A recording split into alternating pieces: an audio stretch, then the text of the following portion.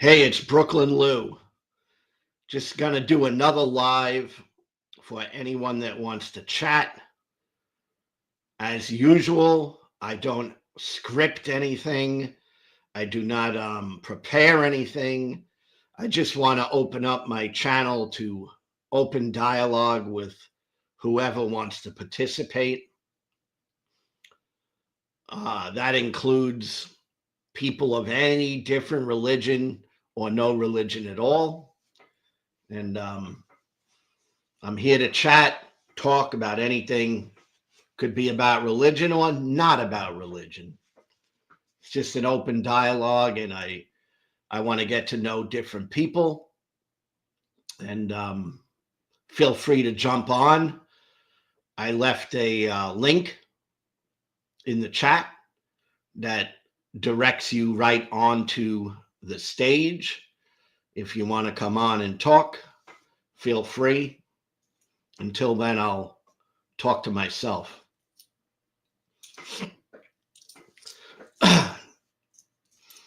So, I am a former evangelical Christian, spent many years in church and many years following Jesus. I am now an atheist. I deconverted probably over a decade. I'm guessing it's been about 12 years now. And I've been fully atheist for about at least 10 years or more. But I'm an older person. I'm 62, and much of my life was spent as a Christian. And I'm familiar with the Bible. I've read it a few times, although I don't read it anymore. But I have much of it just as in memory. Again, I don't script these. I don't have notes. I don't pretend to know everything. I just like to communicate with people. So feel free to join me.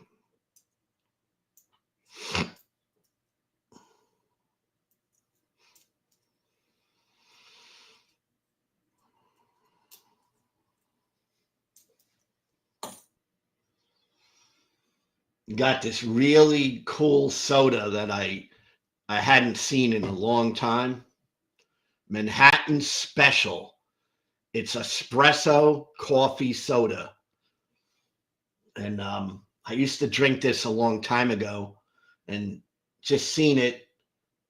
And I was very excited. And this is diet, so I can actually drink it. I'm diabetic, so I can't drink too much sugar.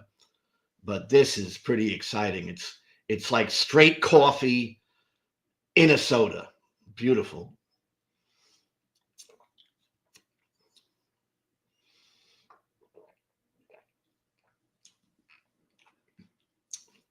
I purposely tried to invite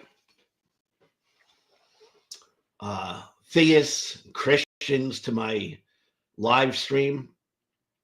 I do that specifically because I enjoy having conversations, and I'm not against Christian people, but I do come pretty strong against Christian theology and the Christian belief system as compared to a more secular humanist type belief system, which is what I adhere to.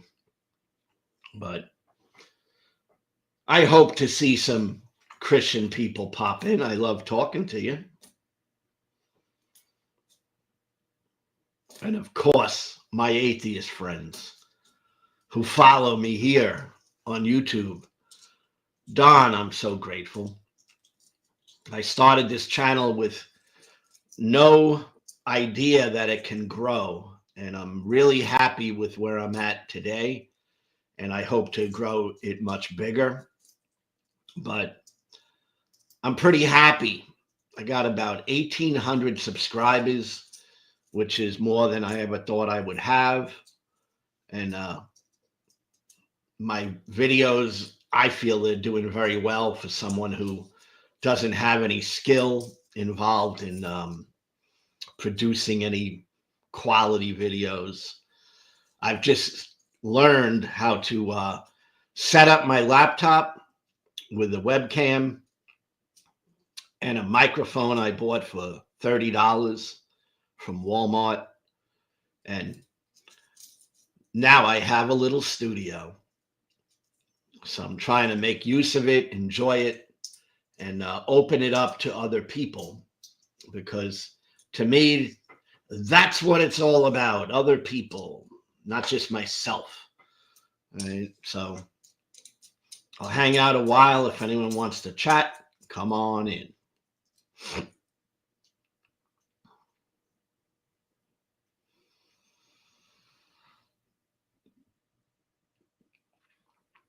Any questions from theists?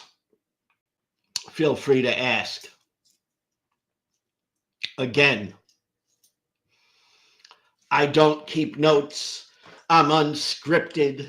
I just like to talk. And anything I say, I just speak for myself, not everybody else.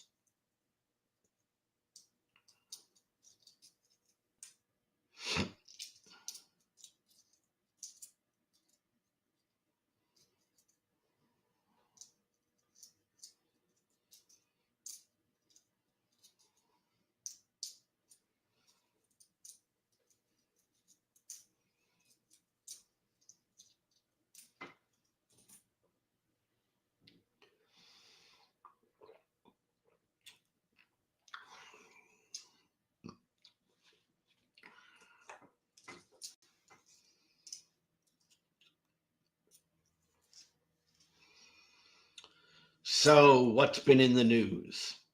The first thing that comes to my mind is Jeffrey Epstein and his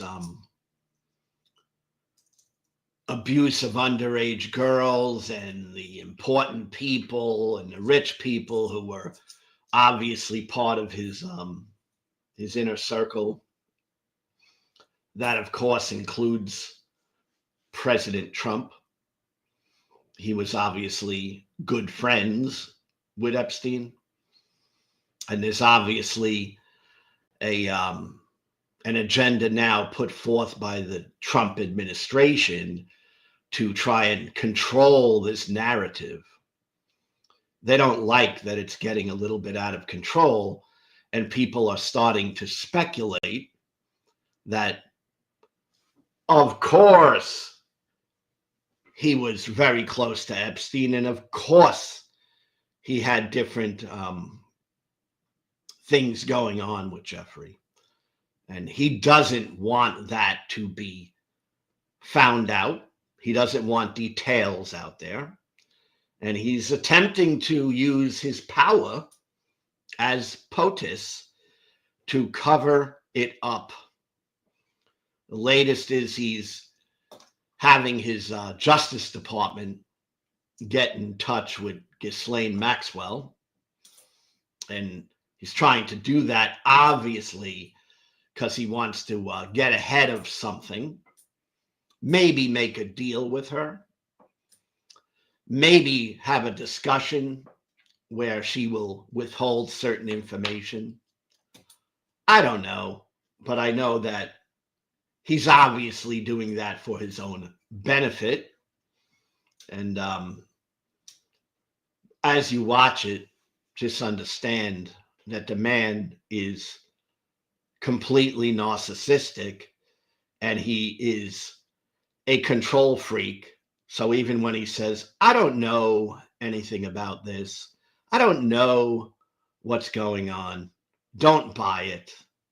He certainly knows everything that's involving him and his image. So don't be fooled. Hey, Dark Light, how are you today?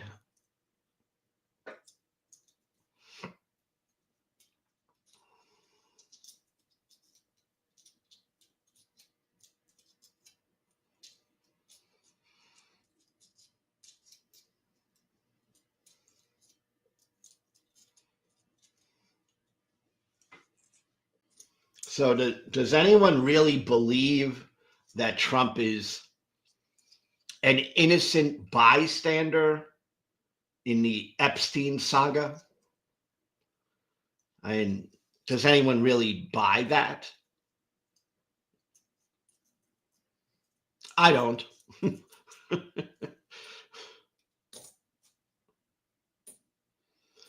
I mean, there's so many videos out of Trump being involved in beauty pageants, underage girls, etc., etc. And hard for me to believe that he never really had a real close relationship with Epstein.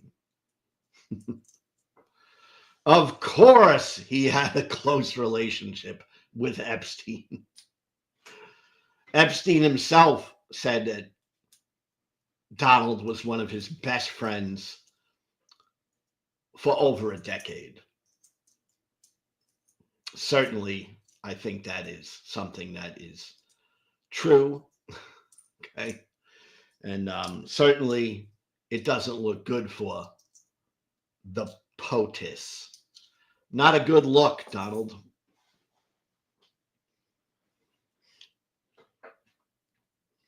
So, Christian theology.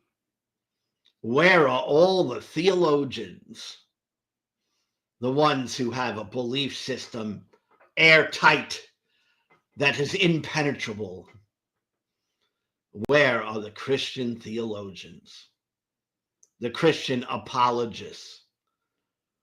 I literally do my best to invite Christians in this live chat. They're my special guests because I want to understand what it is that they know that I don't know. If they know Jesus, tell me all about it. Hey, Master Beak, well, I am glad to see you. How you doing?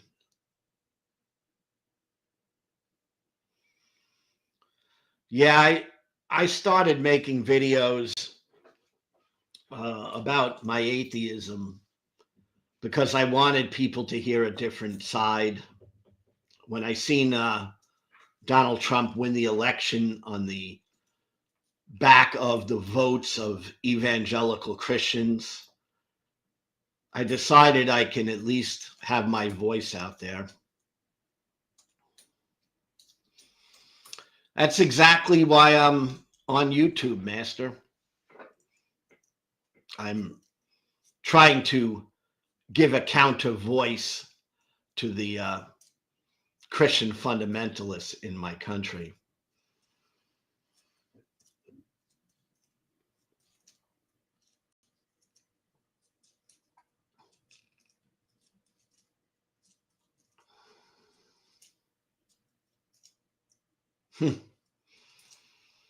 Wow. Do you speak English, Master Beak?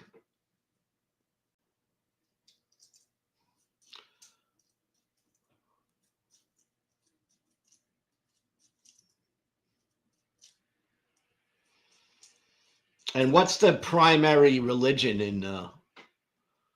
in Bulgaria? What's the primary belief system? Dark light.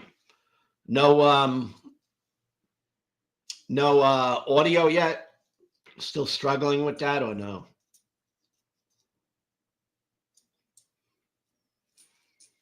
So it's like a an Orthodox Christianity, I guess similar to Russian Orthodoxy, I suppose.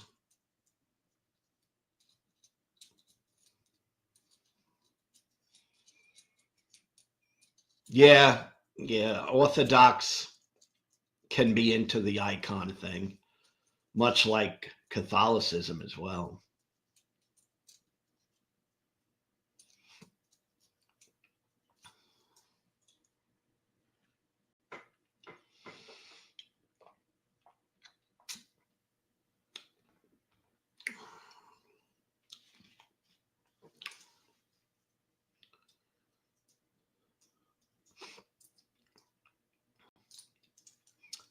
In Bulgaria, how many atheist or agnostic people do you think there are, percentage wise?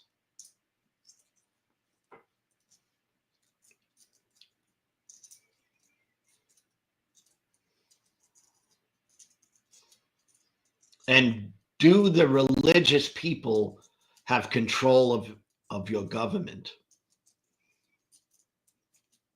That's the problem I see here in America.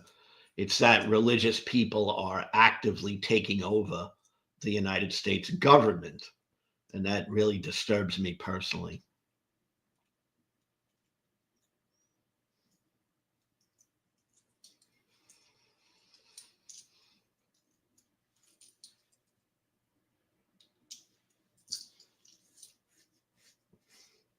Yeah, I kind of think that religion is all about controlling people, and governments can also be all about controlling people.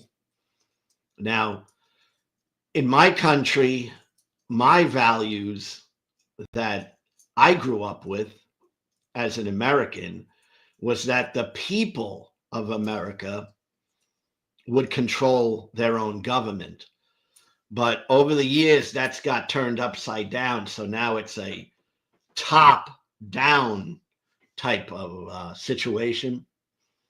And that really bothers me, but there's nothing I can do other than speak about it.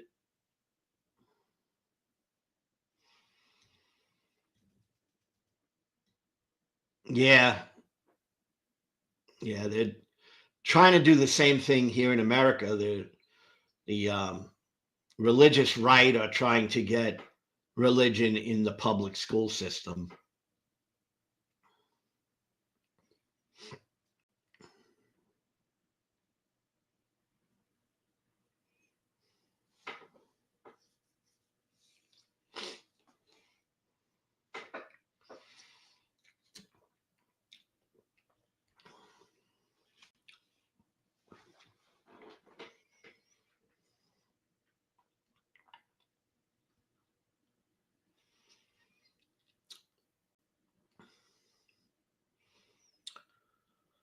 I'm going to drop this link again.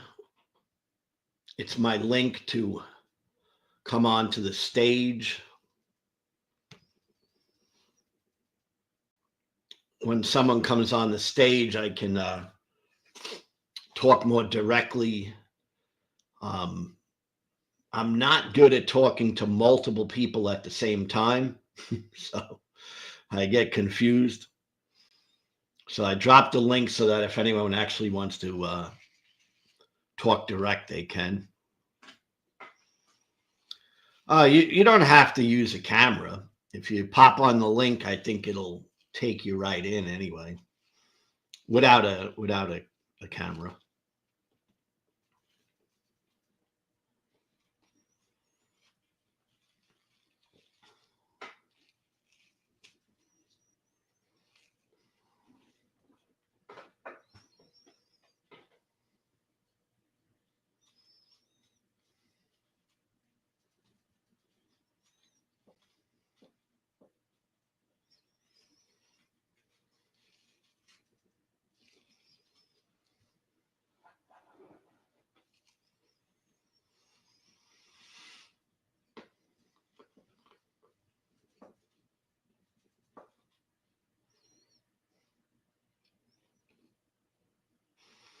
Dark light. I got crushed in the last UFC card. Just crushed. Got killed on my bets in that last one. Hey, Master, I see you. Let me get you on here. Thing. All right. How you doing? Can you hear me? Yeah, I can hear her perfectly. Good. Good. So, from Bulgaria. Yeah. I don't see many people around my channel from Bulgaria. Thanks for stopping in. Well, I'm a different guy, you know. I'm different from the rest of the Bulgarians. I go from here and to there. I'm everywhere. Yeah. So you're an atheist? As always, I have been an atheist since I was a kid, to be honest. I Yeah. did give a chance to religion. I gave it a chance when I was a kid. I wanted a good grade, and I was like, if there is a God out there, give me a good grade. It did not happen, and I was like, you know what? There's no such thing. Such a shame. Yeah. Yeah, right? Indeed. So in your country, religion is playing a role in government, huh? It plays a role everywhere in Europe, sadly. It is occupying us. And history is proving that as well. Like when the Christians took over Rome, they have destroyed every other religion that used to be there. Those who do not want to become Christians, they were unalived. I don't know if you're streaming on TikTok, that's why I'm using this word. Yeah, not on TikTok, just YouTube. But Yeah, I'm still going yeah, to. no, I appreciate that. I know that they monitor this stuff. Yeah, I mean, it's kind of stupid though, the way they put censorship everywhere. Yeah, I I'm don't I'm get it. not for it. I'm totally for like a really big on free speech. Yeah, I don't think that anyone supports that idea for censorship.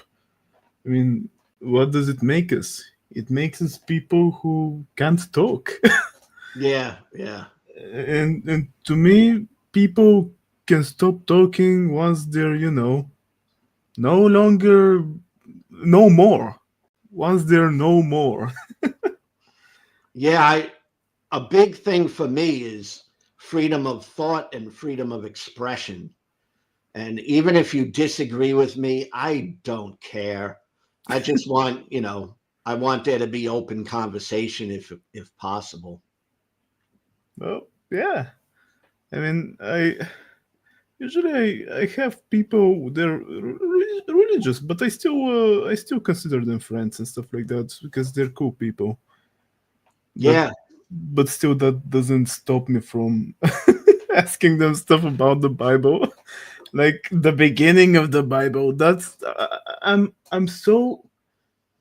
I'm surprised. I'm surprised how when people read the Bible they don't think, because in the beginning of the Bible it just destroys everything. The beginning, it says God made the light, He made day and night, and that's the first day. Guess when the sun comes out? On the fourth day. I know. I know. How is there a light? No, I know. it's so stupid, and people believe in that. And there's this flat Earth in the Bible. It says that there's this flat disk that is on four columns. I think they're made out of stone or something. There's a huge dome that is hard. The Yeah. sun and the moon are the same size and they're small. What? And they're Yeah, no, inside it's it. it's absolutely insane that people just accept this at face value. Yeah, and they don't want to think. Like the moment I mention the flat Earth, they're like, "There's no flat Earth in it." Yes, there is. Read it. It's over there.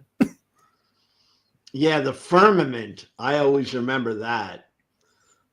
Firmament is essentially dome over the earth. Yeah, So, it cannot be forgotten. Like, what kind of a person would forget that? Well, there are people, but it amazes me how nowadays a lot of pastors are leaving religion, and this is awesome. They're yeah, like, you know what? I'm done with this. yeah, I like to see when people come to their senses and think through things and decide that they don't need to cling to, ancient beliefs anymore. I'm for a progressive world that evolves and gets better, hopefully. That's where I'm focused on. Well, I'm not sure if it gets better because what happens in Israel, for example, what those idiots are doing. Like they're doing the same thing that the Americans did long time ago with the natives, Yeah, and yeah. that's like they. I guess they don't read history, or maybe they do read history, but they read it like the Bible. They're like, you know what? Let's be evil. This is totally a good thing. How is I bad good? I don't know. I think it's mostly about wanting to be under the authority of somebody or some government or some holy group. And a lot of people just are followers, kind of like in the Bible, the sheep follow the shepherd. And I think that's a big part of the whole mentality that makes people follow these ridiculous things. You know, it's like they're looking and longing for a savior. They're looking and longing for a God to control everything and to get the responsibility out of their own lives, you know. Yeah, they're afraid of they're they're basically responsible. They're afraid of responsibility. They're afraid of thinking. They're afraid of doing the usual stuff that a normal person would do. Right? They're afraid of reality. That's what I think. Indeed. And why are they afraid of reality?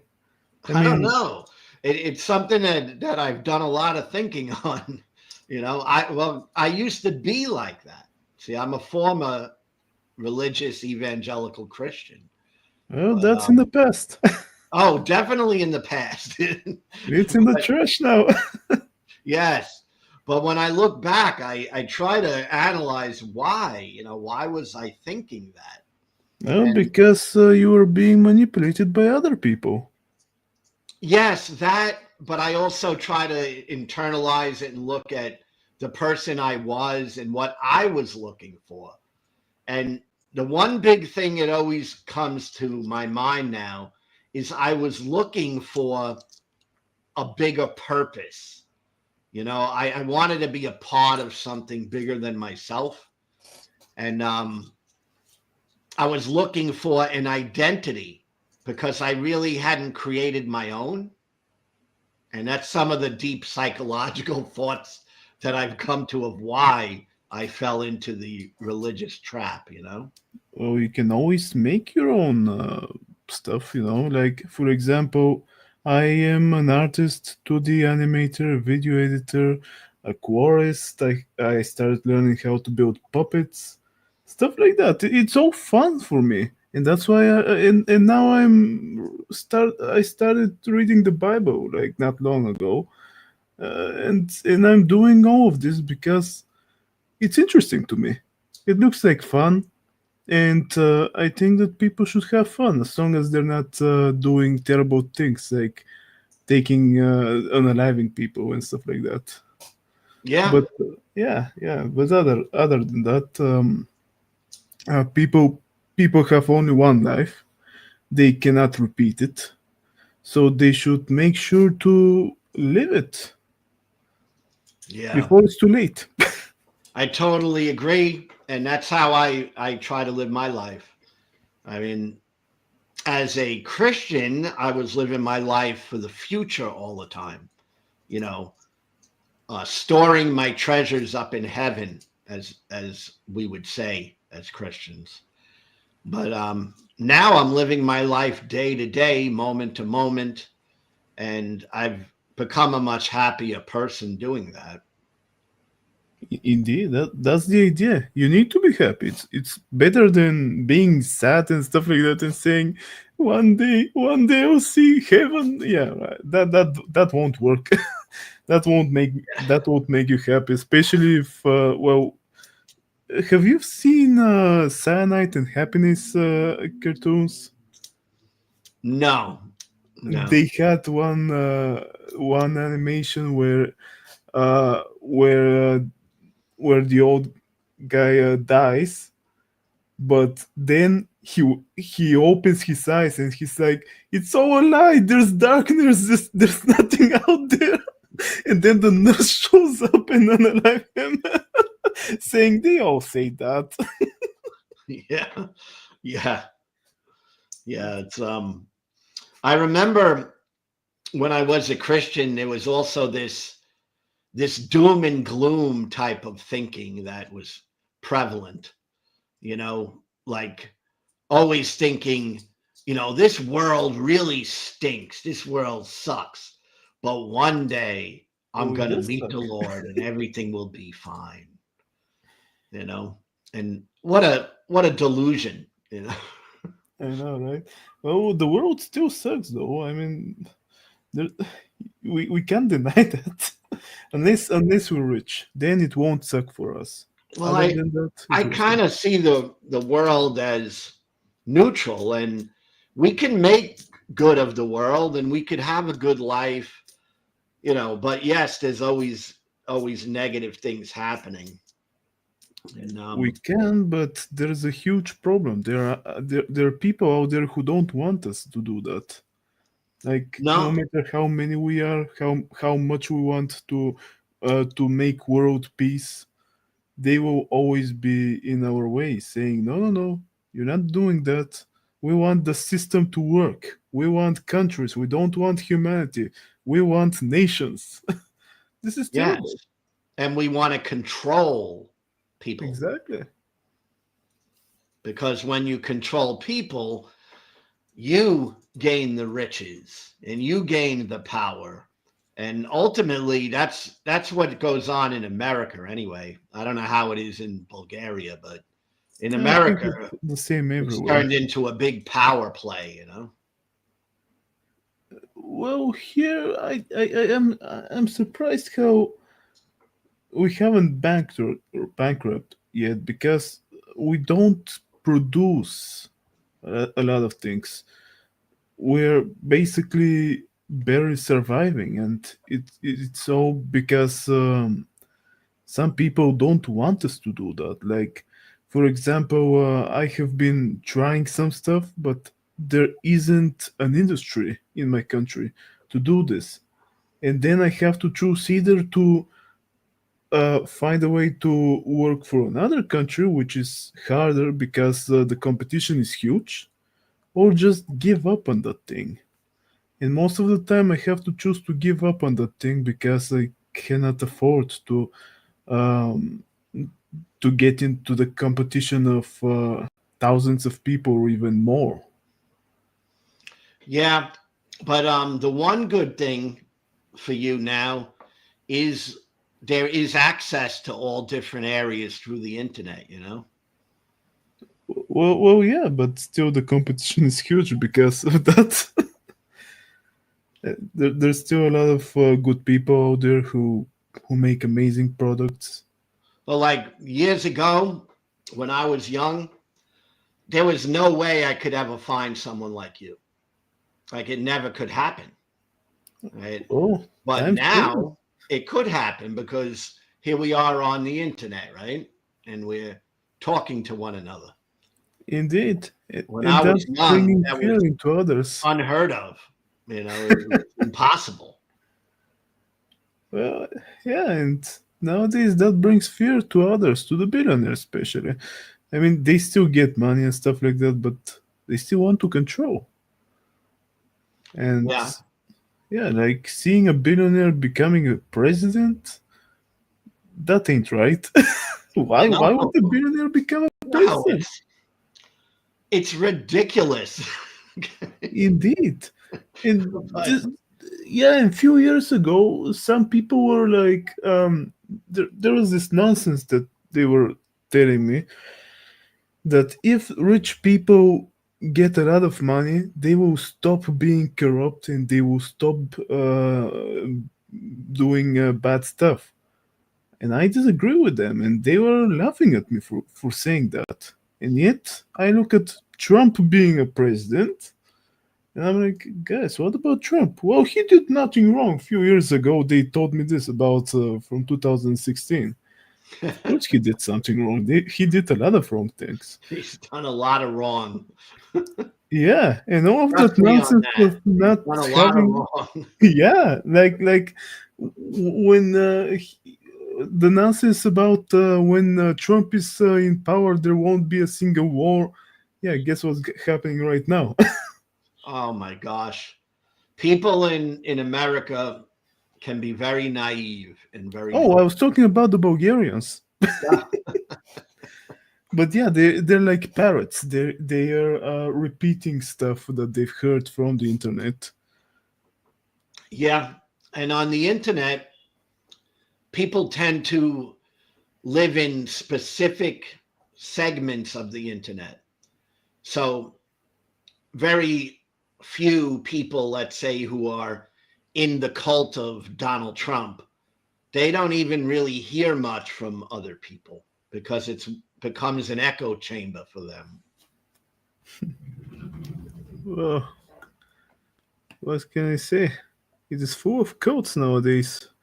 I mean, for thousands of years we have codes, and we can't stop them.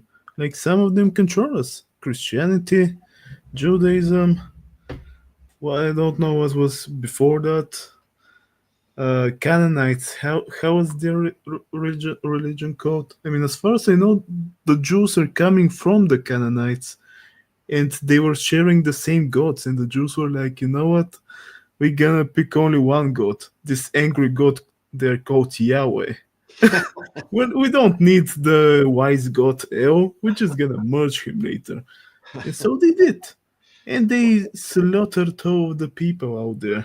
Their own families, their own brothers and sisters who refused to be bandits like them.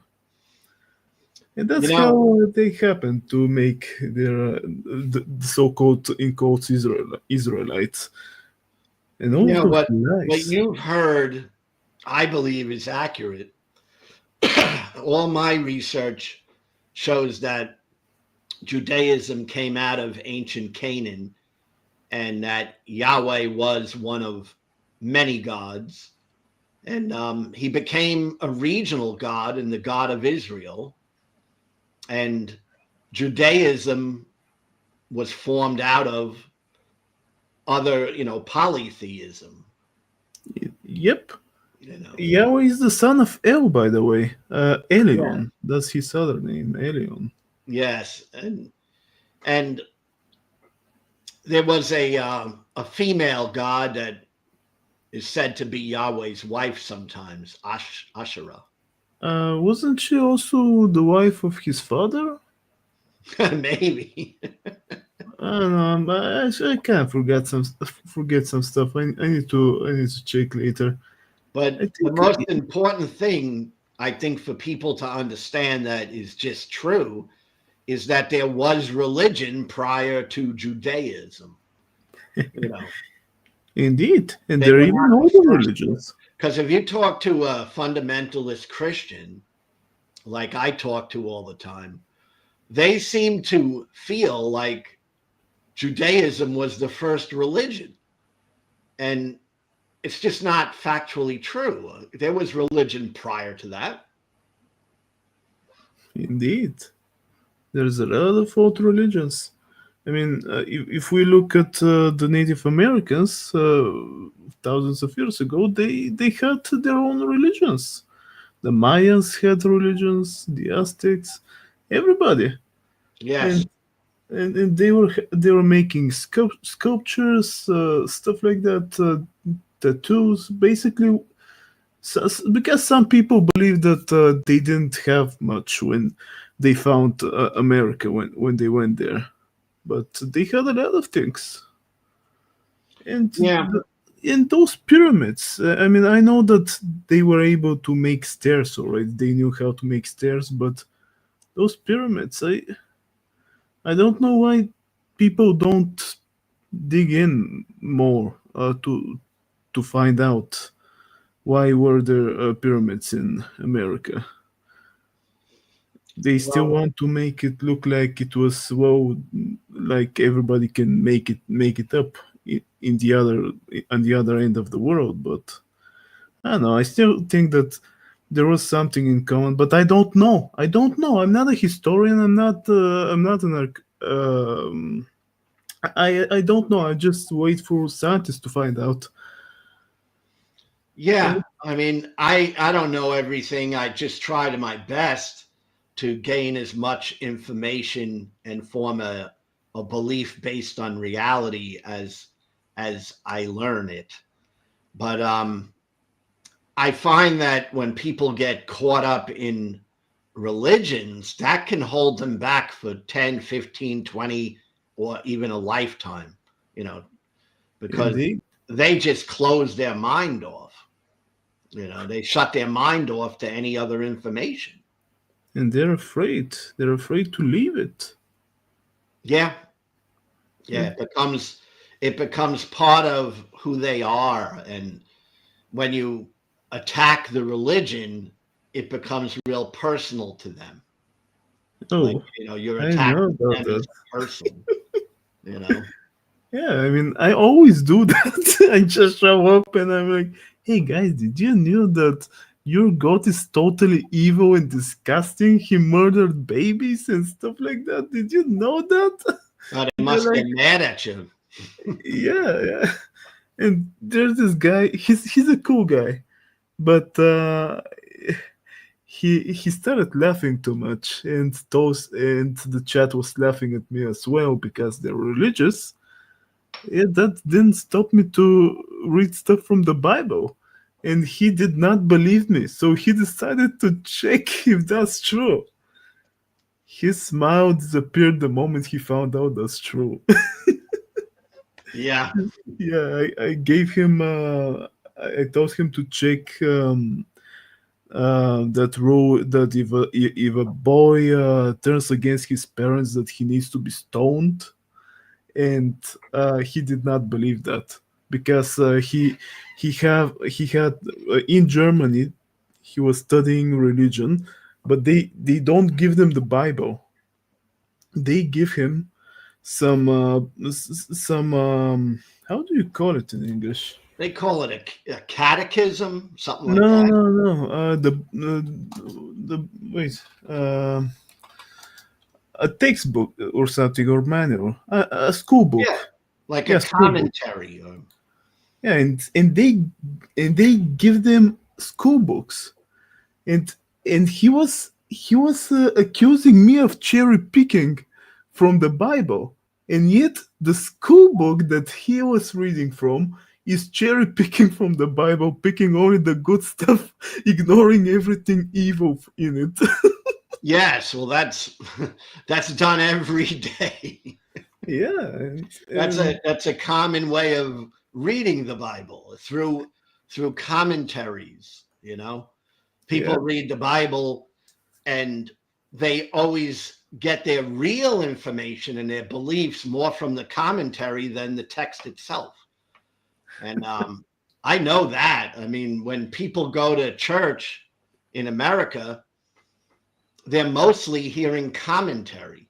It's not like they're actually studying the Bible. It's, you know, a couple of verses and then a long commentary and sermon about the verses, which is where they actually form their opinions and beliefs, more off of the commentary than the actual text. Well, you know what they say. If there's something bad in the Bible, don't read it in front of them. You might lose your victims. Yeah, they get triggered pretty easy. Indeed. They do. They get triggered pretty easy. And I don't, it fascinates me to watch. They get triggered and they take it like you're attacking them when you're just critically analyzing a book. Well, yeah, and this channel of mine that I'm working on, it will gather all the hate. I'm 1000% sure about it. It will be luring so much hate into it from Bulgarians because you see, if you think that the Americans can look angry and use bad words, you're mistaken. If you hear a Bulgarian swearing and stuff like that, you will feel like in America, you guys can't say a single swear word. It's Yeah. nothing compared to what we say. It's terrible. Yeah. Like we're monsters when we go into insults and stuff like that. And I'm pretty sure that a lot of people will jump on me. I mean, they're already doing it. Like I even saved some of their comments. Like they're like very angry for one small thing that I mentioned. Yeah. Yeah. Well, Oh, it says I that mean, we're free people right now. what's that? It says that there's a third person here. Yeah, I'm gonna invite in the Toronto Bible study. So I'm sure that he, whoever this is, must be into the Bible. So let me have him jump in because I definitely want him to be able to express himself freely here on my channel. Oh, of course. So if you want to hang out, you can, or if you want to go, is fine. But I'm gonna allow the Toronto Bible study in so that he can express himself clearly and we can maybe have a nice discussion. Oh, So I would be happy to listen. you can listen in, see how it goes. Yeah, I don't have to mute myself, right? What's that? Should I mute myself or? I mean, I guess. I mean, I just want to talk with him because I I do this really. I love to engage with Christian people, and I'm assuming he's Christian or her. We'll find Oh, out. let's hope he is. All right. Okay. Hello, Toronto. Hello, how are you? Hey, Toronto. How are you? I'm good, thanks. I call you Toronto because it's easier than saying the whole Toronto Bible study. Yeah, that's fine. Yeah, that's what most people do. So Um, glad you but joined me here. I open up this channel of mine to anybody and everybody that may want to talk about something. Of course, I love talking about religion, but it can be about anything. So, and I'll answer any questions you might have of me. And, you know, go ahead and shoot. What is it you'd like to talk about today? I don't know. I just saw the live and I saw you guys are talking about some things, but I do feel like if you're curious, I mean, you were just talking about how Christians often blow up at you or something like that, right? You were saying something like that. Well, Eh, when I say that, I don't mean all Christians. You know, Sure, sure, I sure, hate saying, I mean, it's so difficult to talk because a lot of times I'm talking in generality and I don't sure, mean every single person. But sure, yes, sure. I mean, Christians tend to get, I mean, a lot of Christians get triggered and angry and, that's just my experience, you know. Yeah, yeah, no, I understand, but what I was thinking to say is that it's like the way you guys are talking about these issues, like the way I'm not trying to put you down, but I'm saying the way you kind of talk about these issues, it sounds a little bit disrespectful, or just at least. How? Like, well, how would I? Can I ask? Because that's an interesting thing. All right. If I'm insulting to people, I don't mean to be. All right. Okay. Um, but disagreeing with someone is not insulting them. And No, not no, losing no, that's my not. That's mind. not at all. No, no, no. You I know. think, I think, for example, I don't know. I heard some comments before about like God in the Old Testament and some of the things He did. I can't remember everything you guys are saying, but we obviously don't believe that, right? We have a different way of understanding those things. So Well, that's why, that's one of for the example, reasons I like to talk to people because I okay, want to know what different people think. And fair enough. but I talk to a lot of people, and I was a Christian for much of my life. So Okay, I know the ideas that a lot of Christians have because I was in that world. okay. You Well, know, all right. Well, if you look at the thing, like you guys are saying something about the Old Testament law that I think it was that a child who's disobedient will be stoned to death, right? And you were laughing about that, right? Well, I laugh. Not, I mean, when I laugh, I'm trying to be casual, right, in this conversation. Um, I'm not That's trying okay. to That's take okay. anything overly serious right now. That's okay. That's okay. I'm not trying to make it serious either. I'm just saying. I'm just pointing out our understanding of that is different, right? We don't think, for example, we don't think it's little kids. We think it's grown children. Secondly, we don't think that it's just like, first of all, no one in the Bible ever suffered any of those punishments. Like, not even one. So the idea that most people believe about it is that it was something for in the desert when they were in the desert, and it was so that they could survive because in a situation like that, everybody's relying on each other. They need each other's help, and if you're gonna be sitting around being a drunkard, that's what the law says. If their kid's like a drunkard and he's not helping with his parents what they need, then he can be stoned to death. Right? The idea is that in the desert, everyone's depending on each other. So if you have a child like that, and again, we're talking about grown children, then that children is a threat to the whole community, and it's just not being holy, right? So that's the idea that people say about it. What do you think? Well, like, are you the type of Christian that believes that Christians should keep the law of God? Or are you the type of Christian that thinks that the law of God is no longer relevant today? Because you know that there's different types of Christians, right?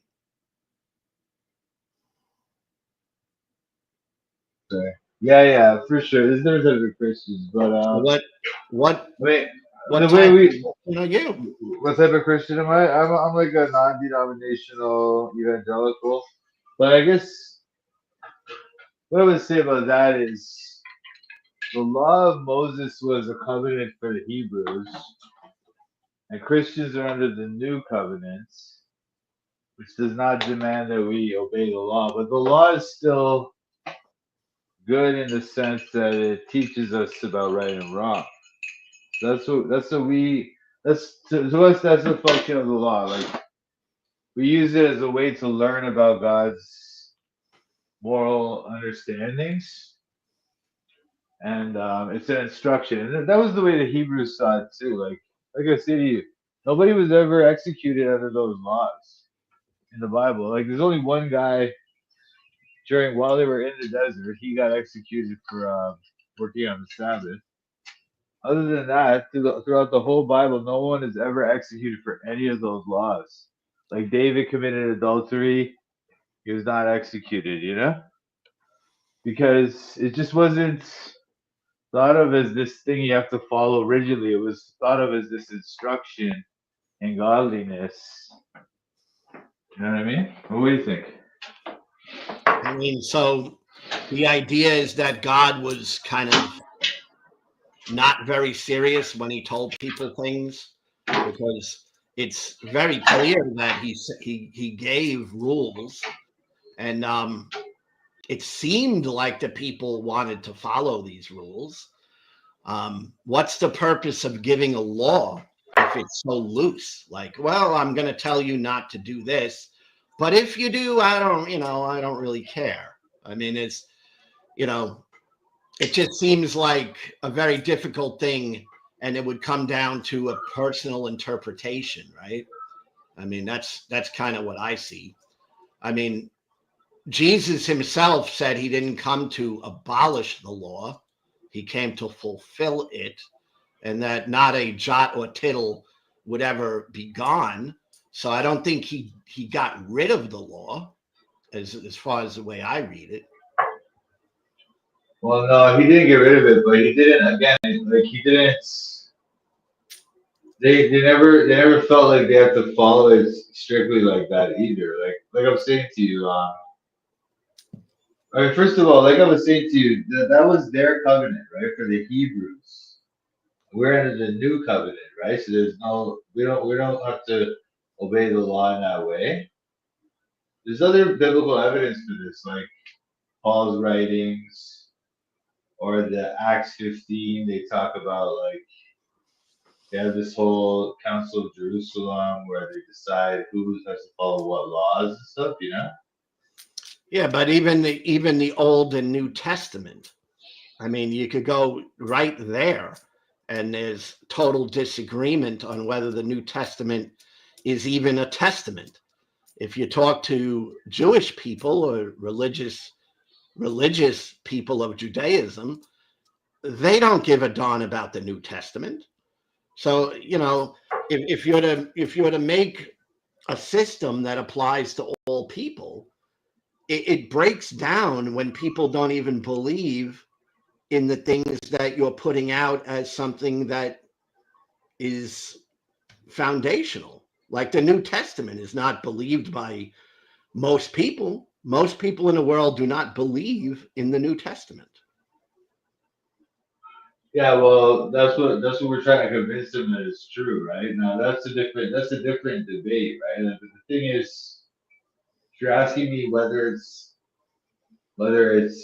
coherent within itself, like whether it's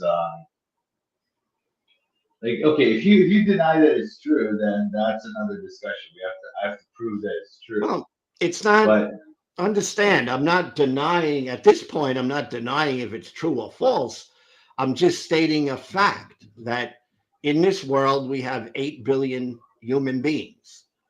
Of those 8 billion human beings, about 2 billion of them would be self-identified as Christian. Now, different Christian groups will say, no, they're not all Christian. Only some of them are Christians. Only the ones that believe like I do are Christians. But given all of them that are identified as Christian, that's 2 billion. So 6 billion people in the world do not believe in the New Testament. So what good is it to hold that up as some sort of a foundation for humanity when most of humanity doesn't buy it? They don't believe it. yeah, but no, the mere fact that people don't believe it, they could just be wrong, right? Like Well, that they certainly could be wrong, but it doesn't address my point. There's 6 billion people in the world, way more than there are Christians, that do not believe in the New Testament. So you could fight and argue that we all have to listen to the New Testament, but it's just not a practical thing to think that all people are going to listen to the New Testament because most people don't believe in the New Testament. Yeah, the Bible doesn't claim that most people are going to believe in the New Testament. The Doesn't Bible just matter. says that. No, my point is just that if people could be wrong, that's my point. Like Of the course, fact, there could be so every one of those 8 billion people can be wrong. There could be 2 billion or 1 billion of the Christians that are right. There could be 1 billion or 2 billion Christians that are totally wrong. That's not my point. My point that I'm making is that most of the people in the world do not believe in the New Testament. So what good is it to tell people about the New Testament and that's what they have to go by when most people, you're talking to someone here, I don't believe in the New Testament. So what does it matter? Like you're going to say, well, the New Testament says this and the Old Testament says that. no, because It doesn't bother me, or I don't even consider what the New Testament or the Old Testament says. wait, no, because before we were talking about like the internal coherence of it, or whether it's logical within itself, right? Like someone was saying that certain laws are unjust, and I was just trying to show that they are just, right? Now, if we want to talk about whether it's true or not, that's another discussion, you know. But the mere fact that some people don't believe it doesn't prove that it's wrong. No, it doesn't. It doesn't prove it's wrong or right. It just, I know. So my that's point was not that it's wrong or right, is that it has no practical use in a modern society where there's majority of people don't believe it. All right. So, if the majority of people just don't believe it, I don't understand the battle you might be fighting. What is the battle? If I don't believe it, it's like it doesn't matter what it says. And it doesn't matter if it's right or wrong. It could be right. But if I don't believe it, it plays no role in my life. And Yeah, that's yeah. the That's well. That majority would be your of mistake. human beings. If it's right, if it is correct, and you don't allow it to play any role in your life, then that's your error, right? Like that's what I'm saying. That's my If I point. was wrong, Mhm. Right. but If but you're that's wrong, then and yeah. So and then if that I that was becomes wrong, I'm wrong. But yeah. it So then still, so if I was wrong and the Bible was everything and everyone is wrong, that there's 6 billion people who are just wrong about the Bible, all right, it still doesn't impact the world like you think it would, because people have to believe it. well, no. Here's the thing. Here's the thing. Like if it's right, it does impact the world because they would be going to hell, right? That's the point of it, right? Now the other thing is that like people don't really give the Bible its credit, like the way it changed the world, the way it changed human society. For example, our modern human rights regime, or the things like Western liberal democracy, even people will say it comes from the Greeks, but that's true. But it's like the idea the Greeks had a democracy for the rich, whereas the Christian worldview, where everyone's equal, that's led to democracy as we have it today, where everyone gets a vote. And so these type of things, they come from the Bible. It's actually the Bible that has led to the kind of like modern worldview that we have today, where everyone's equal, everyone's considered to be have human dignity and these kind of things, right? So there is a huge influence of the Bible on our modern life, whether people want to Uh, admit it or not. there is an influence that the Bible has in people's lives, but it's only the influence that people give it. It's not. It's not lording over everybody. All No, right. that's what I'm saying. No, that's what I'm saying. It does. Like for example, like I was saying, the human rights regime, or the notion that everybody's equal, the notion that people all have human dignity. These things come from the Bible. They don't come from paganism. They don't come No, it from doesn't. It atheism. doesn't come from a religion. All right. It just comes from, like, if you say, well, why are there human rights? It's not, human rights are not because of a religion. That's not why we have human rights. No, I'm saying human rights do come from the Bible. Yes, they do. Because, for example, nobody felt any way about saying that all humans have equal dignity before the Bible. It was only after the Christian worldview kind of took over the world, Mm. after like European exploration and European colonization took over the world and just sort of made Christianity this kind of baseline for morality all over the world, right? That's when, and then as the Christian world became more secular, they had to find ways to sort of, I don't know, make it work with secularism, that idea of human dignity and stuff, right? So these type of things that came from the Bible have now been secularized. That's why we get human rights. But my point is just You that these things come from the Bible. The ideas come from the Bible. know, all ideas about human rights do not come from the Bible. Somebody lied to you. All right. Think of this. All right. And just contemplate it. All right. Before the Bible existed, which is the Old Testament, not the new one, but the old one. All right. Before the Old Testament existed, there were human beings all over the world. Okay. One group of humans would be Native Americans, people that were in Central, South, and North America that had never heard of the Bible, and they existed thousands of years before the Bible. And they had a form of human rights prior to the Bible, prior to Yahweh. Well, no, being well, that's what. forbidden. No, wait. That's my point. That's my point. They didn't have human rights. They didn't think of humans in that way. Like, for example, the Native Americans, they didn't have any kind of concept of that. They would have just genocide an entire other tribe. They would do sex. They would do I got cannibalism. Toronto. I gotta laugh, and I'm trying to be lighthearted, right? But who were the people that came over from Europe and slaughtered the indigenous American people? Was it Christians? Yeah. Yeah, but that's not the point. Like, Christians can sin. Christians can sin, right? That's not They did genocide. Hold on, They slaughtered a people hold on a group. sec. Hold on a sec.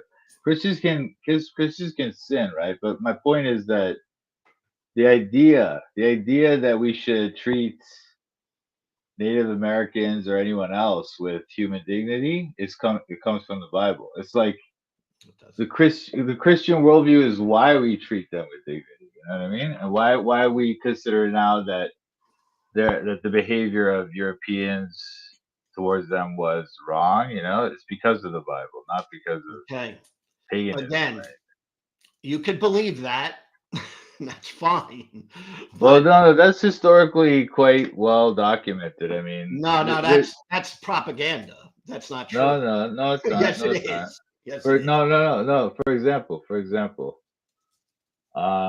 before the Bible, most of the world practiced human sacrifice and cannibalism.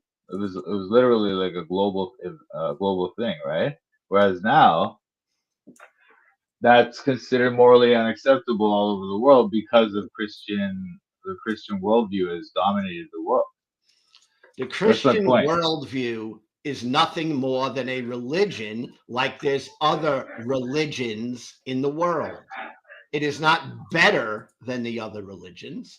It's just another one of these religions. No, wait. That's what I was gonna say too. Like that's also provably wrong too. For example, other religions do not have this view where everyone has human dignity, everyone should be treated with love. The other religions do not have that view. For example, Islam teaches that the Quran teaches that people should strike the heads off of the Jews and the Christians, etc. Right? But the Bible doesn't teach that. The Bible teaches to love your enemies, right? So this is something that's unique. No, not throughout the Bible.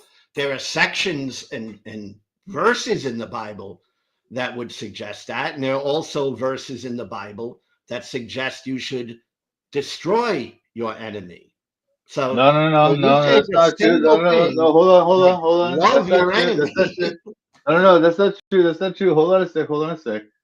The Bible, like, for example, God occasionally tells the Hebrews to wipe out their enemies, but it doesn't tell us to today. Today we are to love our enemies. God doesn't talk to anybody. So exactly. Of course, God is not telling anybody anything. But no. But the Bible says we should love our enemies. It's not. And the Bible also says you should destroy them, including their women and children and animal. No. Hold on a sec. This is what I'm trying to say. I'm trying to separate this for you here, right? Like, at some points in the Bible, in the narrative of the Bible, God tells some characters in the book to do certain things, such as that, right? Wipe out their enemies, right? But the Bible's current command for everyone on the face of the earth is to love your enemies. That's my point. There is no current command because the Bible is 2,000 years old at its latest. It's no. You're just mixing issues. You're mixing issues here, man. I'm not trying to talk about.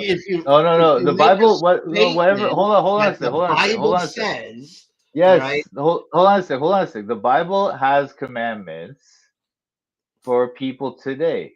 That's what it says, right? So for everyone today, whether it's 2,000 years old or not, everyone today is supposed to obey certain commandments of the Bible. Those commandments are love your enemies. Those commandments are not to kill your enemies. They're to love your enemies. Okay, nice interpretation.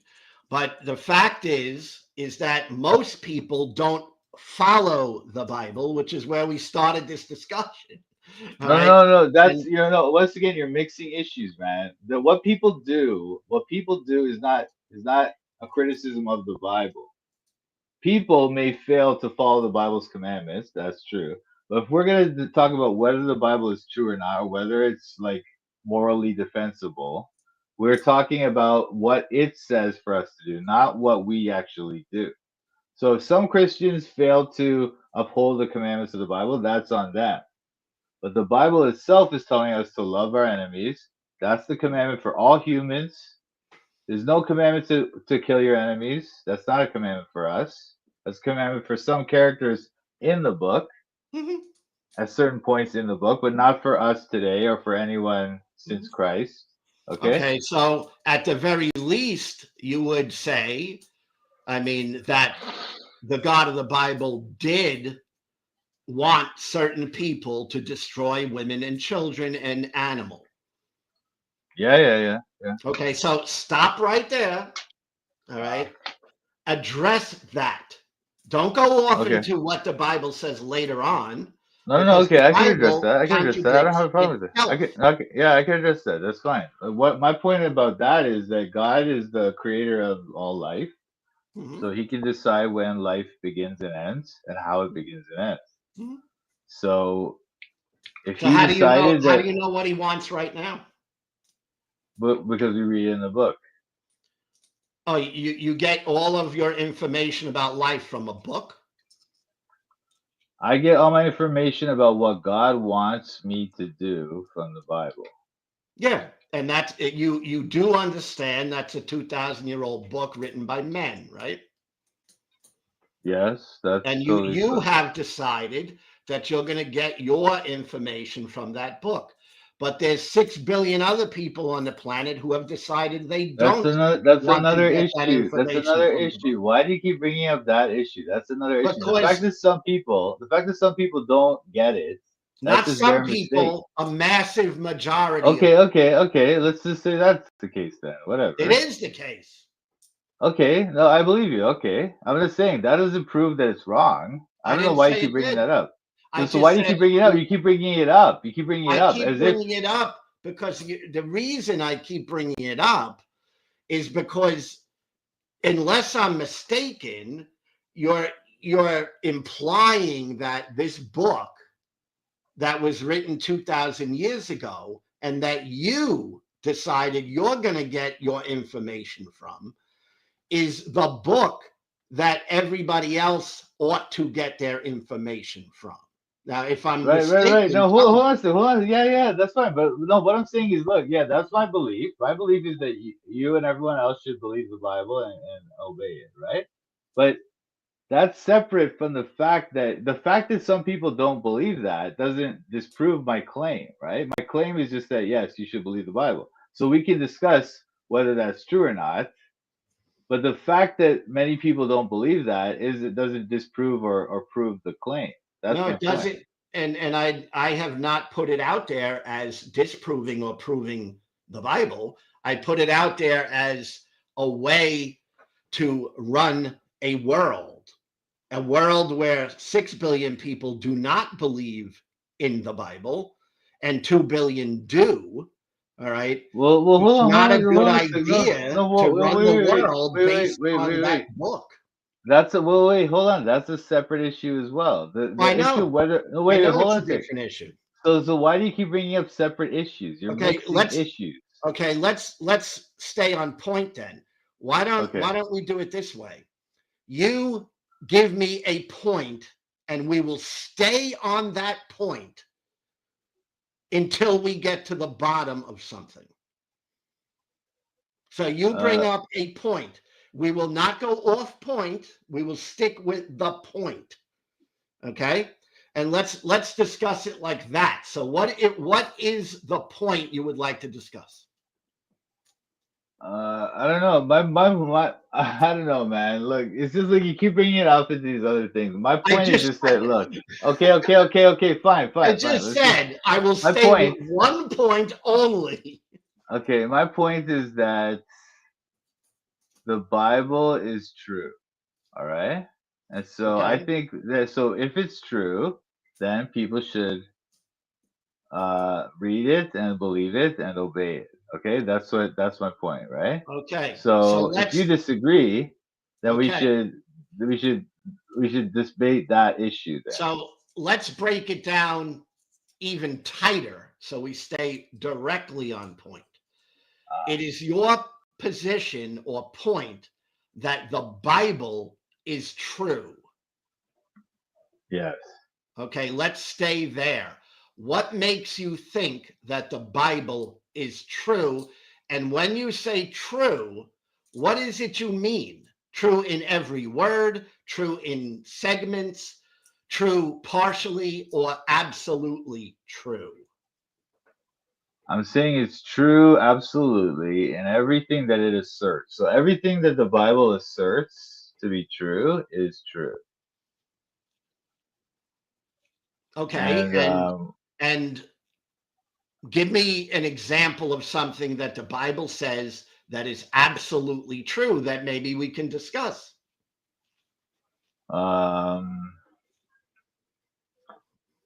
It's absolutely true that Jesus Christ rose from the dead.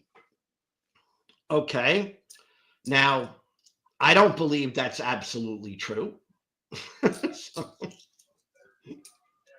Yeah, I know. So what do I have to do? Prove this to you then, I guess? well, I mean, I normally, if we're going to stay on topic, if the topic is, did Jesus Christ rise from the dead? If that's the claim, what is the proof that you have of that? All right. Well, we could start with the fact that almost all historians of the period agree that Jesus Christ did die by crucifixion by the Romans, that his tomb was found empty, and that the disciples believed he appeared to them alive. All right. And that even enemies of his were converted to Christianity, such as Paul and James. So, and also that the church's explosion in popularity, like the entirely unique nature of Jesus Christ and the Christian church in human history, is reason to believe that these things did happen. Yeah. Well, it might be reason for you to believe, but everything you said, none of that proves that Jesus Christ rose from the dead. Not a single thing you said proves that. All right. What you have is something you believe. Now, Hold on. what is the proof that you have that Jesus Christ rose from? Yeah. Well, it's like if you're asking for proof, like mathematical proof, like 2 + 2 = 4, I can't do that. But I could prove, like, in the same way that people accept certain claims from history, they accept the claim that, I don't know, that Caesar crossed the Rubicon or whatever. They accept these claims from history because there's historical evidence for them.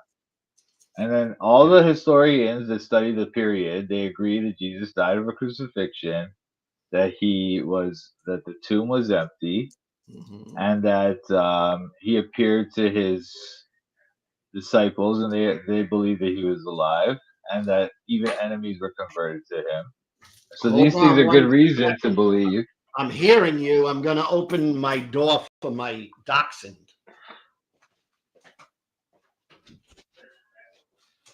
So you stated that historians believe that Jesus was crucified. That doesn't address him rising from the dead at all. No, I know. What I was going to say. No, I also hold on. I didn't just talk about that. hold can on, be hold on, thrown hold on, out. hold on, hold on, hold on. I didn't just talk about that. I talked about the crucifixion, Let's the go empty one by tomb. one. One by All one. right. I talked The about first and then the thing, empty tomb. The empty okay, tomb, right? let's All one right. at a time to All stay on right. point. You said that historians believe that Jesus was crucified. Yeah. That is nothing to do with him rising from the dead. So I you know, can I know, I know. I did. So hold on, take hold on, hold that, on. Hold on. Do you not gets understand? thrown Wait, away. wait. I'm not just stopping at one thing. I have a No, I number know of that. pieces of I'm evidence. going one at a time. All All right. right. So I'm not trying to say that just the fact that he got crucified proves that he rose from the dead. I'm not trying to say that. I never tried to make that claim. I have a whole set of different facts here that Let's go historians one agree on. at a time. All right, so then don't climb. So all right, I get it. Let's go one at a time. But hello, hold on, hold on,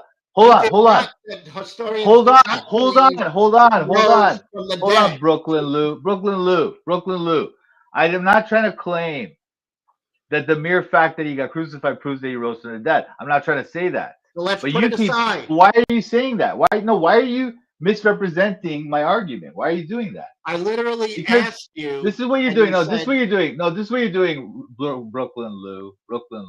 Okay, you're not okay, trying. Toronto Hold on, Bible study. hold on a sec. You're not trying to have an intelligent conversation here. You're trying to railroad me. You're trying to talk over me. No, I'm You're trying not. to. Yes, you are. You absolutely are. You You absolutely are. said that I was jumping around. And I said to you, I Toronto know. Bible study, that I was going to go one little topic at a time. All right. And So you then got now we're talking into, about. you said, No, yes, and then we talked about yes, and then the point was that I'm going to talk about why the Bible is true, and I said Jesus Christ rose from the dead, and then I said I gave you my evidences, and then you said, oh, well, this doesn't prove. Well, the fact that he got crucified doesn't prove that he rose from the dead. I never claimed that. So why are you saying that? What's the next proof you have, Toronto Bible study? What's I'm the not. next No, proof? it's a group. It's a group of things, right, that happen. So there is no there's no real one thing. It's you kind of got No, to hold believe on. different No. things. Of course, no. Of course, there's never going to be one thing. So then you say that conversation over. No, what are you talking about? Again, you're just have no proof. Dude, this is Jesus absolutely rose ridiculous. from the This is dead. ridiculous. This is ridiculous. It's You're not even trying to ridiculous. listen. You're not even trying to listen to me. You're trying to listen to me. You're trying to portray anything I say as stupid. That's what you're trying to do. That's all you're trying to do. Absolutely what you're trying to do. Yes, you I did. didn't do Yes, that. you did. I think Yes, you you did. studied long and hard this crazy belief system, and you probably Crazy have belief more system. knowledge of Crazy it than belief I system. did. Listen, I never But called when your you view. come I and never you called your bring view crazy. I never called your view crazy. Listen, bro. I never called your view crazy. You called my view crazy. Yes, right? because you're a not. man rising from the dead is crazy. No, it isn't. No, it isn't. Yes, it No, is. No, it isn't. Anyway, Yes, okay, buddy. Yeah, okay. I'm crazy. Yeah, okay, buddy. You believe a man rose from the dead. All right. Oh my! Did he lift? Anyway, that was fun. Huh? Oh my! Well, the next guest is going to be fun. Listen, he's writing a lot of interesting things. I literally want to be friendly to everybody, but indeed, I mean, hello. I mean, if you say I have proof that Jesus rose from the dead, and then I go, let's take one little bit at a time, and you get stalled out at number one, right? Historians believe Jesus was crucified. Well, that's certainly not any evidence of him rising from the dead. So I say, let's put that aside because that is meaningless to this discussion. And then it becomes, oh, no, we got to leave that on the table. Come on. All right. I mean, you can't even go one by one. You can't even address one thing after another. It's got to be, well, I believe it, therefore it is. No, that's not how evidence work. You need to show the evidence. Otherwise, you have no evidence. Show me the evidence. Exactly. Exactly. And I'm going to take the time to literally go one little segment of evidence at a time. Okay.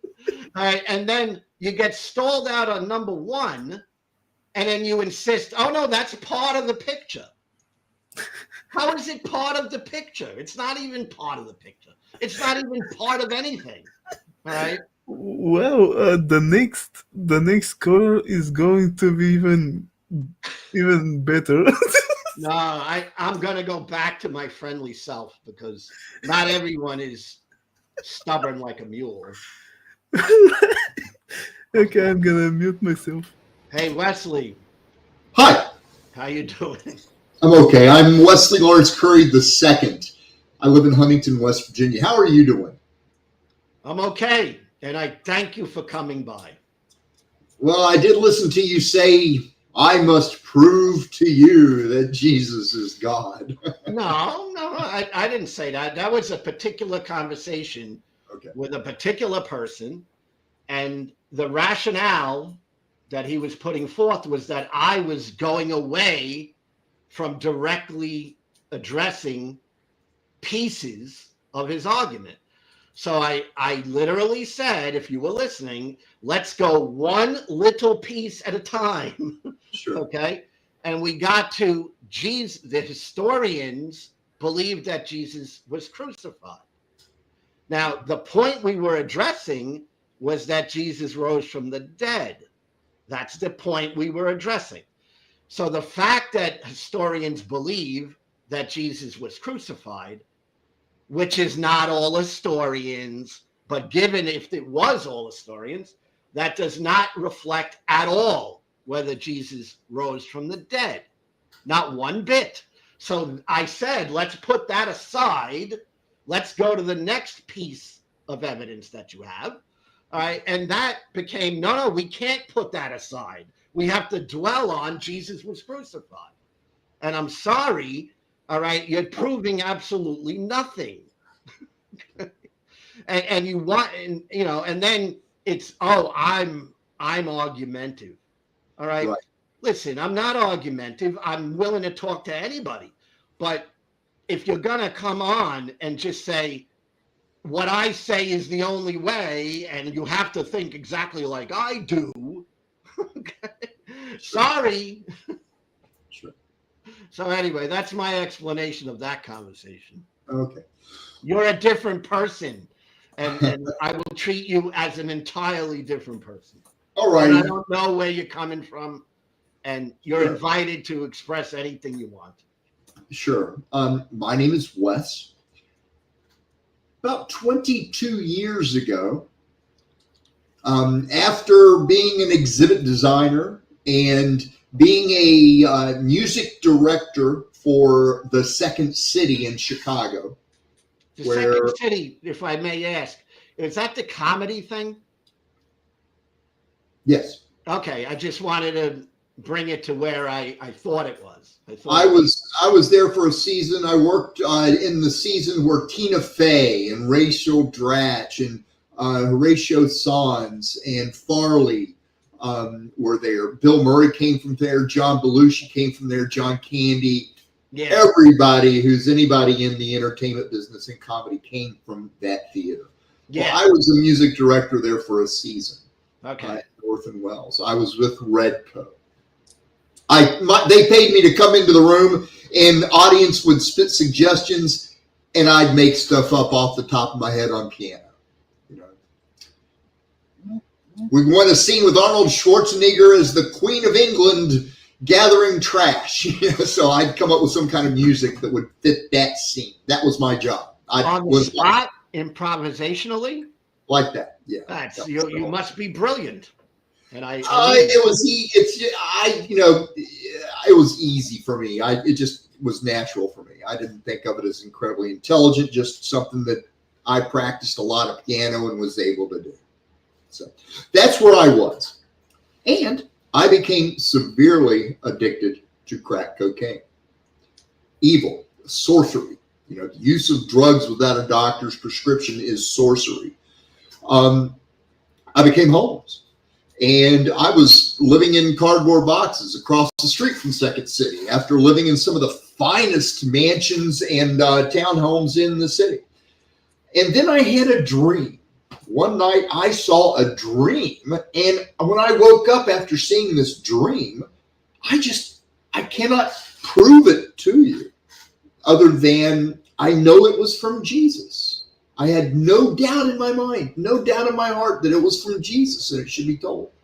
So the only proof I can give you is to describe the exact same dream that we all had. Exactly. And that way, perhaps you will believe me when I tell you what it means. Like in the days of Daniel, when the king would not believe any of his magicians or soothsayers what his vision meant unless they told him the dream first. Right? He was smart. Nebuchadnezzar was no fool. He says, okay, you want to tell me what my mysterious dream means? You tell me what the dream was first. Then I'll believe what you tell me it was about.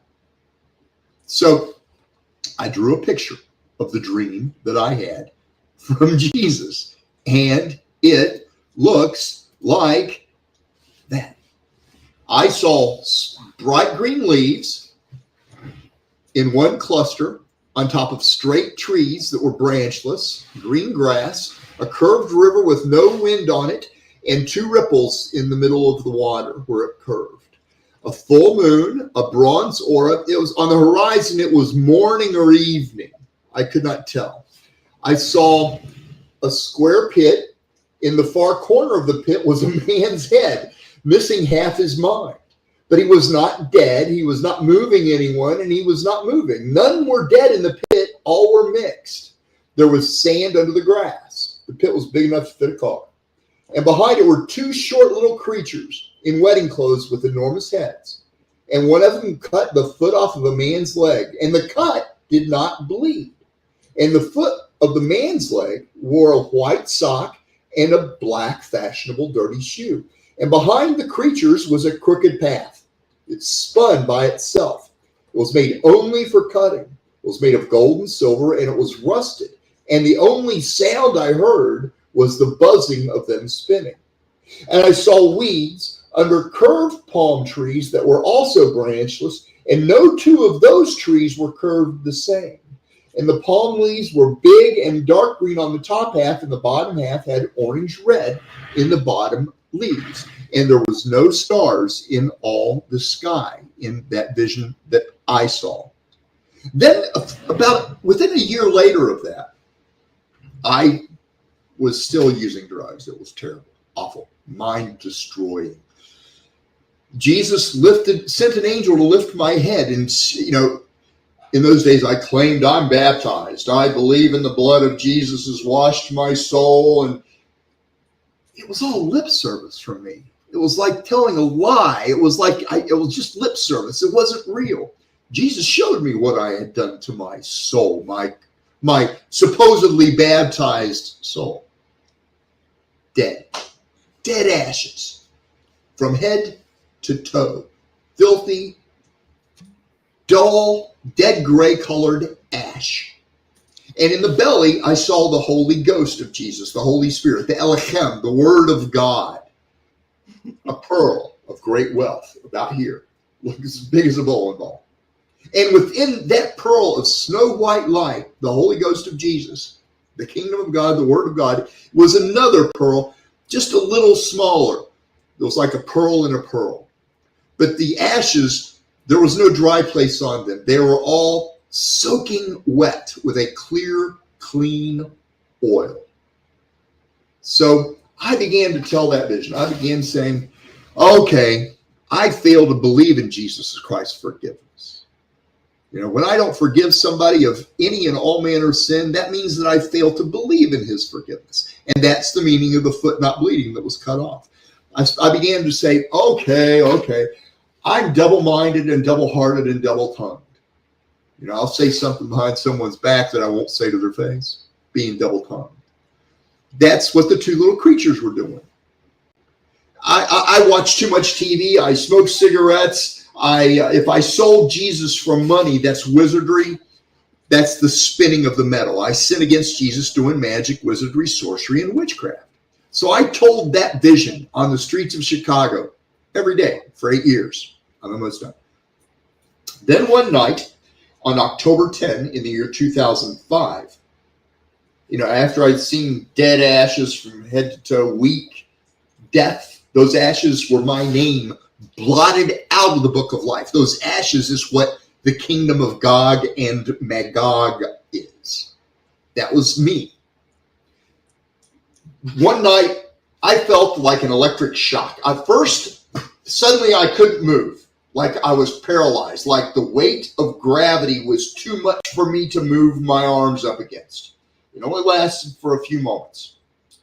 And in those moments, Jesus had quit holding me up to let me stand on my own 2 feet without his hedge, without Jesus Christ holding me up. And I couldn't move. Gravity was too strong for me to move my arm against. It was not sleep paralysis. It was Jesus quit holding me up. And in those moments, he allowed Satan to pull a fire down. And that fire felt in my body like an electric shock. It was not entirely unpleasant, but it was vibratory and it felt wrong. And I heard a loud voice in that electric shock, that fire. The loud voice said, "I will turn and toss you violently like a ball." Then it disappeared and Jesus put the hedge back on me and I could sit up in bed. It only lasted maybe 15 or 20 seconds. The part of me that fire of Satan could not touch is the baptized part. From here down, Satan could not put that fire, that electric shock into my body. But where I was still dead ashes, from here up, he could electrify like I was a Delco radio. And he put his little electronic message into me, and or the carbon filament in a bulb, and he lit that bulb for a moment. So Satan could only get into me from here to there. So I reasoned that because I had told the vision for that year and a half before Satan was allowed to attack me, that pearl of light had restored, baptized the ashes in my soul from death to light, to life. Then again on March 31st in the year 2020, I had been off of drugs by that time for about 10 years. I haven't used them ever since. Sitting in a very nice apartment, I had once again accumulated stability and management of my finances and could manage a nice place to live. I was sitting in my chair in my living room, and I perceived, but it did not enter me. For by that time I had told this vision so many times that Jesus made that light restore all the ashes of my soul to light. I perceived the voice of Satan had spoken to everybody on earth and said, "Don't tell the vision." Don't tell the vision was not the word of God. It was the word of the devil. The way he did that is the way he told Hitler to kill Jews. The way Satan said, "Don't tell the vision," is the way he fooled the fraud Muhammad into writing the lies called the Quran. Is how he fooled Buddha into writing the Buddha text. Is how he fooled Krishna into writing the Krishna Gita. It's how he talks people into writing pornography. That's what Satan does, and one of the ways he works. But he couldn't get into me anymore at that time. So because I was willing and humble enough to say, you know what, I really do sin against you. Whenever I blame or accuse you of anything, when I blame you, I sin against God. And that's the full moon that was in the sky. The meaning of the full moon is I sin against you. When I sin against you, I fail Jesus whenever I blame or accuse. Whenever I make an ultimatum or an unfriendly order, I'm like the unknown depth of that pit. When I don't read the Bible every day, I'm like the square pit. When I don't get involved, I'm those palm trees with the orange red in the bottom leaves. when I don't uplift the Holy Spirit, I'm that white sock on the foot, kind of kept to myself, nice and comfortable, but it gets cut off. When I don't forgive all manner of sin, it means I don't believe in Jesus' forgiveness. The foot not bleeding when it is cut off. So that's what Jesus is going to give me to do, is to teach that vision that people will really be baptized inwardly, that their ashes in their soul will turn to light. After that light restores their tongues from ashes to light, when they say, Jesus, can I have real bread? He'll bring it, just like I asked him to do 4 months ago. Now, there's the other side, that there's some really bad news coming up, but I will stop there. I've spoken for a long time. Yep, and I certainly appreciate your story. Oh, I'm a Jew, by the way. What's that? I'm a Jew. Oh, okay, but Christian Jew, I suppose. No, I don't believe any that say they're Christians on So this. do you believe? I don't believe any of them. I mean, what I'm asking believe is, any of them are really Christians. what I'm asking is, you would identify as a Jew, or would Yes. you identify as a Christian? To any of you who are Hebrew out there, I am the man of the earth. To speak this to the words of a person claiming to be Christian would be fallacy, folly, and they would be confused, and it's impossible for them to understand it. So But Hebrews have a secret about the man of the earth who gives Noah a plumb, who speaks and interprets all languages, who has the dove over his head, and I am him. So, in your way of thinking, Means I'm a Jew, I'm made Jewish by the Messiah of the Jews, Jesus. yes, but you believe Jesus is the Son of God? This is going to be some real meat for you. I don't believe any Hebrew who denies Jesus as God is a Jewish Hebrew. They're Hebrews, but they're not Jewish Hebrews. We're going down. Yeah, semantics. I mean, I'm asking questions so that I can understand you. Sure. Right? And if you avoid all the questions, I'm not going to really be able to understand you. Right? Well, I'm asking, do you believe that Jesus is the Son of God? I believe Jesus is. No. I believe there is no other God beside him, that Jesus, who appeared to all mankind on August 25th and said, tell the vision, and perhaps a little child nearby said, it is he. He created the heavens and the universe and the earth in 6 days and rested on the seventh. So you are a Christian, even if you run from that label. A Christian is someone who believes in Jesus Christ as their Lord and Savior, and that Jesus Christ is the Son of God or God, depending on how you want to parse that out. All right. But you believe that Jesus is God. I believe and know that Jesus is God. As far as being a Christian, I just don't think I'm good enough to be something like that yet. I hope that someday I will be. Okay. Now, what was the point? I mean, first, let me tell you, I'm glad you're not on crack. Thanks. And I'm glad that you're doing well. Okay. Good. And you're very creative. As starts off with just what you're telling me, that I have to, it's hard to sit, not hard, but it's a certain type of creativity to sit and create music on the spot, fitting a particular narrative that's going on a stage. I have something you might be interested in seeing, a little model I made. May I take 30 seconds to grab that just off of camera and come right back? Go ahead. I'll show you what my supposedly Christian soul really looked like. Hold on. You might get a kick out of this.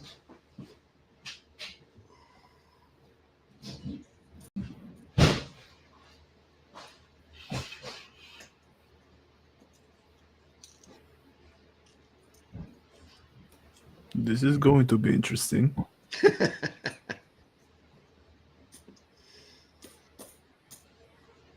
very creative man. I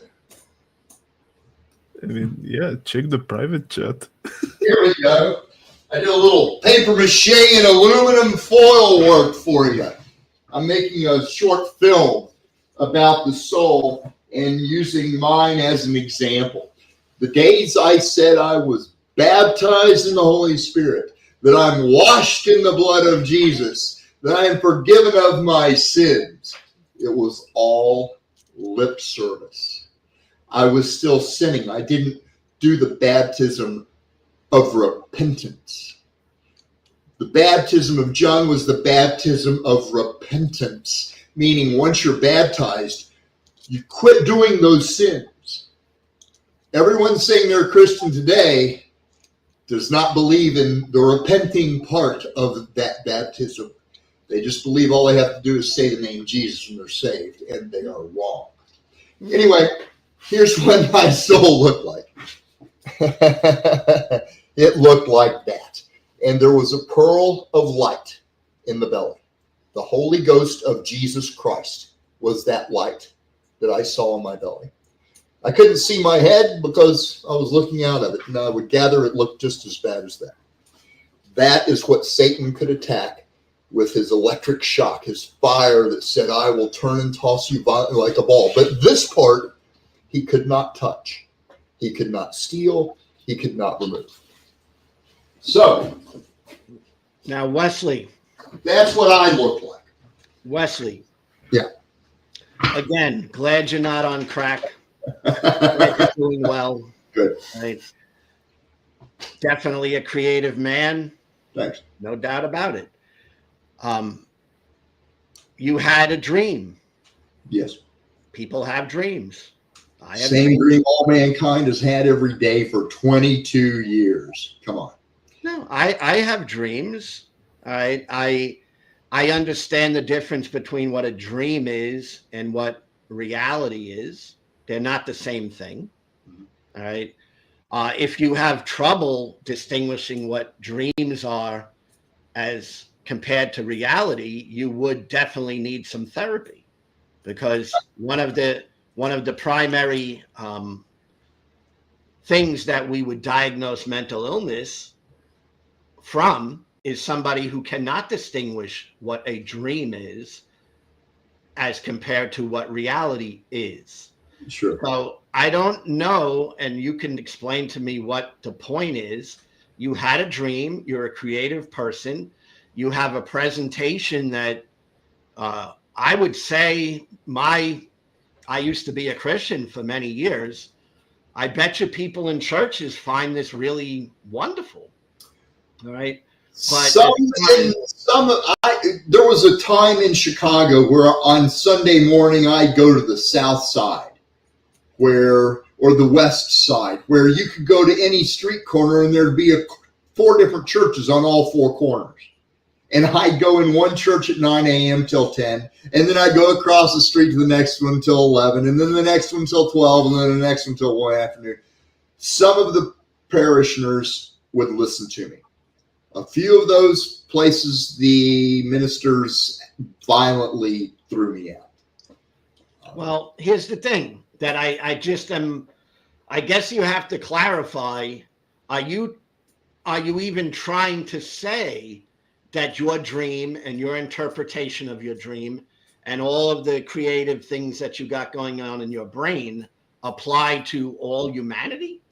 Because Yes. it doesn't apply to all humanity. Yes, I do. That pearl of light is the vision. Where there is no vision, the people shall perish. That vision. Abstract concepts. Do you struggle with abstract concepts compared to reality? Well, there's my artwork right there. If you don't think that's abstract, I don't know. Well, I'm saying I understand abstract, and I understand creativity, and I understand dreams, but I don't think any of those things equates to reality or is some sort of something I should go by to establish what is true. Right. See, I could have a dream that may be incredibly powerful in my life. It may even, be groundbreaking in my own life, but it does not necessarily mean it represents truth. And I'm missing, like, to me, everything you said. I mean, it's wonderful for you. And I'm more than anything, I'm glad you're off crack, and I'm glad you're living a decent life. I mean, I'm all for that. But what does that mean to someone like me who does not believe what you believe? What does it do for me? I mean, it's up. It's what does it do for me? It's your choice whether you want to be part of the proof that Jesus is God or not. That's your choice. Well, what proof is there? Faith you can't tell me is the substance of things not seen. Okay. Do I have to have faith to believe? Does it have to be on TV for you to believe it? Well, no, I'm asking you something. Do I have to have faith to believe that I have some mountain spring water bottle here? Do I actually need faith for that? Well, my knowledge of Scripture is limited. I am somewhat like that head in the pit, missing half his mind. The parts of the Bible I haven't memorized and put to heart and learned and act upon yet. I'm still somewhat like that head in the pit. So I'm not able to answer all your questions. I'm sorry. You don't have to. And I ask questions, not that I expect ever to change people. I ask questions to try to stretch people to think about things. That's it. And just like your dream made me think. And there's nothing wrong with that. It's a good thing. But I don't understand, like, how a person is to base their life upon someone else's dream. I don't understand that. Sure. Well, that vision is what Jonah taught in Nineveh. That vision in the Torah is the vision of God. That vision is the one in Daniel, the vision of the morning and the evening that is true. That vision is the one in Habakkuk that Jesus told Habakkuk to write on paper and to run with. Telling that vision of that valley is how the 144,000 shall be sealed in their foreheads. That's the only way it'll happen. On the day hell begins, they will all tell the vision. They're now scattered around the world. Little kids who never watch TV, they will tell the vision, and that is how they will be sealed. That vision is what the apostles spoke on the first day of Pentecost, that all on the street heard them each in their own language. They said, I sinned against Jesus, not believing in his forgiveness. I saw a foot cut off that didn't bleed.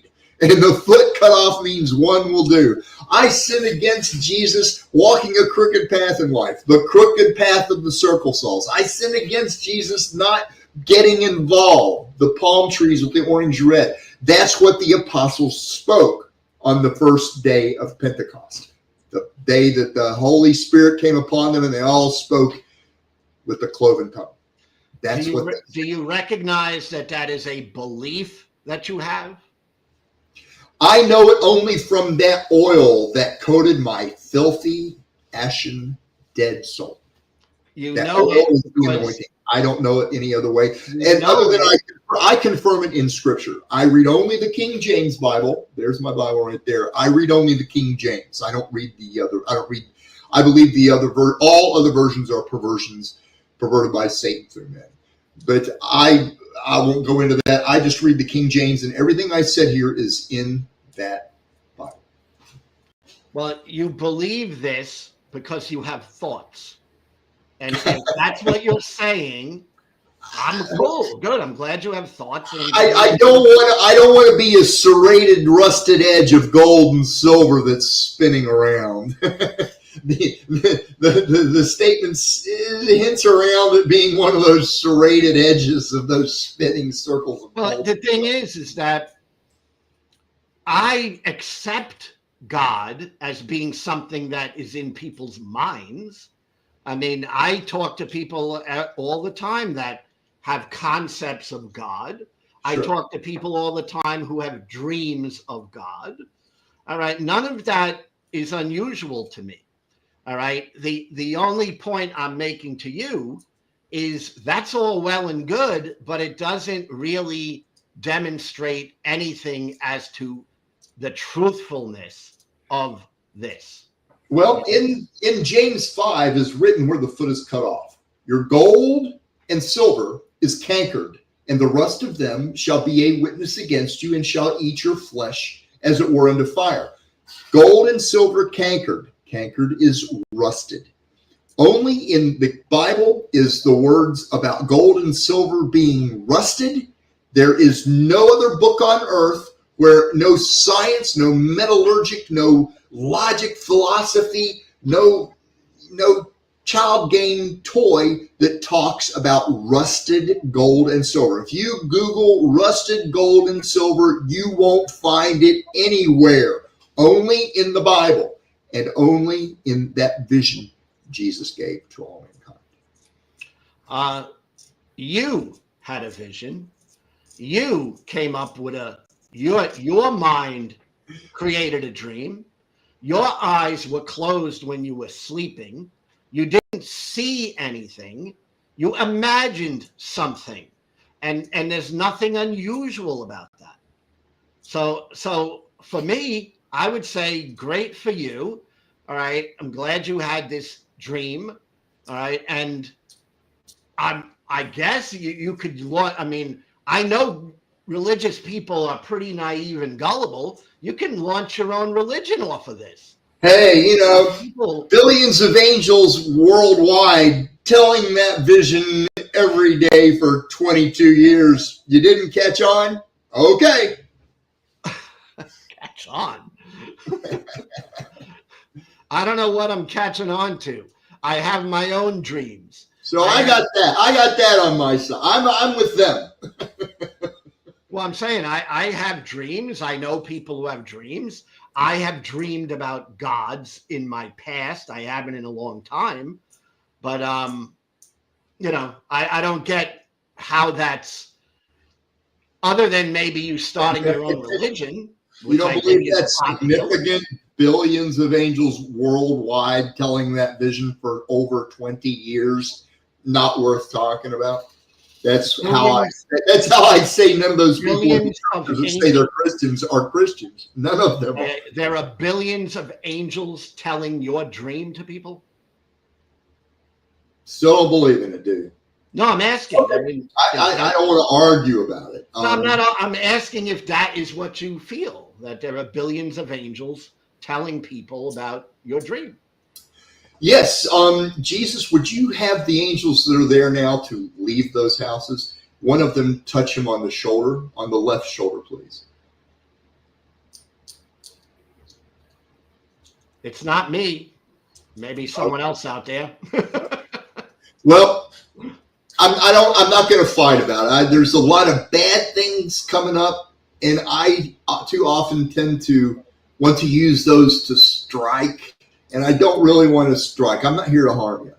I'm learning how to help. So I saw that vision from Jesus. Well, I'm just curious. Like, how would you harm me? By using your dreamlike imagination? I mean, what? By telling you a lie. That's how. What? By telling you a lie. That is. It doesn't matter if you tell me lies or not, because I determine what I believe based on my own thoughts, not yours. So it doesn't matter. If I were to tell you what I know is going to happen, I fear you would consider it me threatening you with hellfire and damnation to get you to believe it. I don't want to use that as it doesn't. I mean, it may be difficult for you to get to a point where you understand someone like me, who is straight up reality. All right. It doesn't bother me if you have dreams of me or me being tortured or any of that stuff. It doesn't matter to me. All right. What matters to me is how you treat me and other human beings. That's about it. All right. So what you think, what your dream state is, it doesn't affect me at all. Jesus, I pray to you who said, tell the vision, that the vision is given to all mankind, that they have all seen it for the last 22 years, every day, virtually every day. Would you please gently tap 2 times inside of everyone's mouth watching this and making that shut? Just gently, just a little knock on the door. Thank you, Jesus. Not me. Didn't happen for me. All right. Well, there's reality for you. Ask anyone else in the chat if it happened for them. But That's as real as it's going to get. that's pretty fake. Okay. Anyway, thanks for coming by, Wesley. Thank you for letting me speak and All say, right. let's get down to it. I'm an evil man. I sin against Jesus when I have a branchless faith. I'm like those straight trees without branch in a row on the left side of the valley, and the vision Jesus showed to me. Thank you for letting me say that. I don't hold back people from talking. All right. That's the purpose of me doing these live chats. But like I said from the beginning, I'm not going to agree with everybody. Got it. All right. Have a good one. We shall meet face to face someday, I'm sure. We'll see. Okay. Bye-bye. Bye. Oh, Oh, well. that was another interesting one. Oh yeah, it was very interesting. I What still do miss the you other guy. make of that, Master Bike? I can't make anything out of that, to be honest. I mean, oh, I don't know. I mean, I don't take any dreams from anybody. People can dream whatever they want to dream, and whatever they do dream. well, yeah, here in Bulgaria we had this guy. Well, he passed away, but anyways, he was a very smart guy though. In the beginning, he was reading a lot of books, and for some reason, he kind of started to go crazy. I guess it's from the books. Like the moment you get too much knowledge, you snap out. That's my explanation, but I don't know what happened to him. And Well, he. I What? think the human mind is a very powerful thing, and we have different minds, each one of us. Yeah, but that No. guy started to claim that he spoke with aliens. Like he had a dream. He saw an alien. He talked with the alien. He asked the alien if he can touch the alien. He touched the alien. And then the next morning, he was like, guys, aliens, I spoke with them. I spoke with them. And they showed him on the TV. Yeah. Damn. Have you heard of Baba Vanga? No. Well, she's this blind woman. I'm not really sure how blind she was. But she was seeing stuff. She was having dreams, getting visions. And the Russians used her a lot for their propaganda. And she was totally okay with it. She was like, Russia will free us all from the evil. Russia will save us. And there were like thousands of people going to meet her. Thousands. During Yeah, the communism. That's why I honestly was saying that fellow could definitely start his own religion, because I'm pretty sure there's a lot of people out there would fall for it and believe it because he had a dream. Yeah. I mean, am I misrepresenting that? Isn't that what his basic point was? He had a dream? I'm not really sure. I kind of lost everything. I lost everything. I became confused. I was so confused that I was like, huh. That was basically it. Huh. I mean, But, like I said, having a dream is great, but I don't know how having a dream equates to truth or reality. I mean, don't get it. well, there is this interesting theory that I don't even know if it's real, but what if, not all the dreams, by the way, I'm not talking about all the dreams, but what if our universe, the multiverse, what if the multiverse is real? And our universe is not original, like it's a copy of another one. And we're getting those dreams as memories from the previous universe. Because a lot of people have weird dreams and then those things happen, like in the morning or after a few days. But that's a conspiracy theory, basically. It's not a. But still, imagine if that was real. That would have been awesome, you know. Yeah, I mean, and dreams could be true. There could be elements of truth in dreams. But I know. I mean, imagine going into court and stating your case that, well, I had a dream and therefore I know what happened. I had a dream, and I'm pretty sure that the killer is that duck over there. And the duck is like, quack. See, it admits it. I don't know. Uh, It's a very strange thing to me how the human mind works, and I know the human mind can be fragile too. I mean, indeed. I often fear, not fear like I'm frightened, but just think about that I myself can get like dementia, and then I'm not going to be thinking clear anymore. No, And- don't worry. We can all get And through anybody could have that. It's not like, you're invulnerable to that. It's some of it is genetic. Some of it, there's different reasons why people might get dementia in their old age. And if you do, it's not your fault. But, are we going to go up to every demented person and say, well, tell me what you saw last night? We could try. We could try to see what would happen. That would be interesting. Because I'm going to tell you a personal story, because I try to be transparent on here without revealing, personal information that nobody should know about me personally. But my mom had dementia and passed away about 6 months ago. Yeah. And she was telling me stories about things she's seen.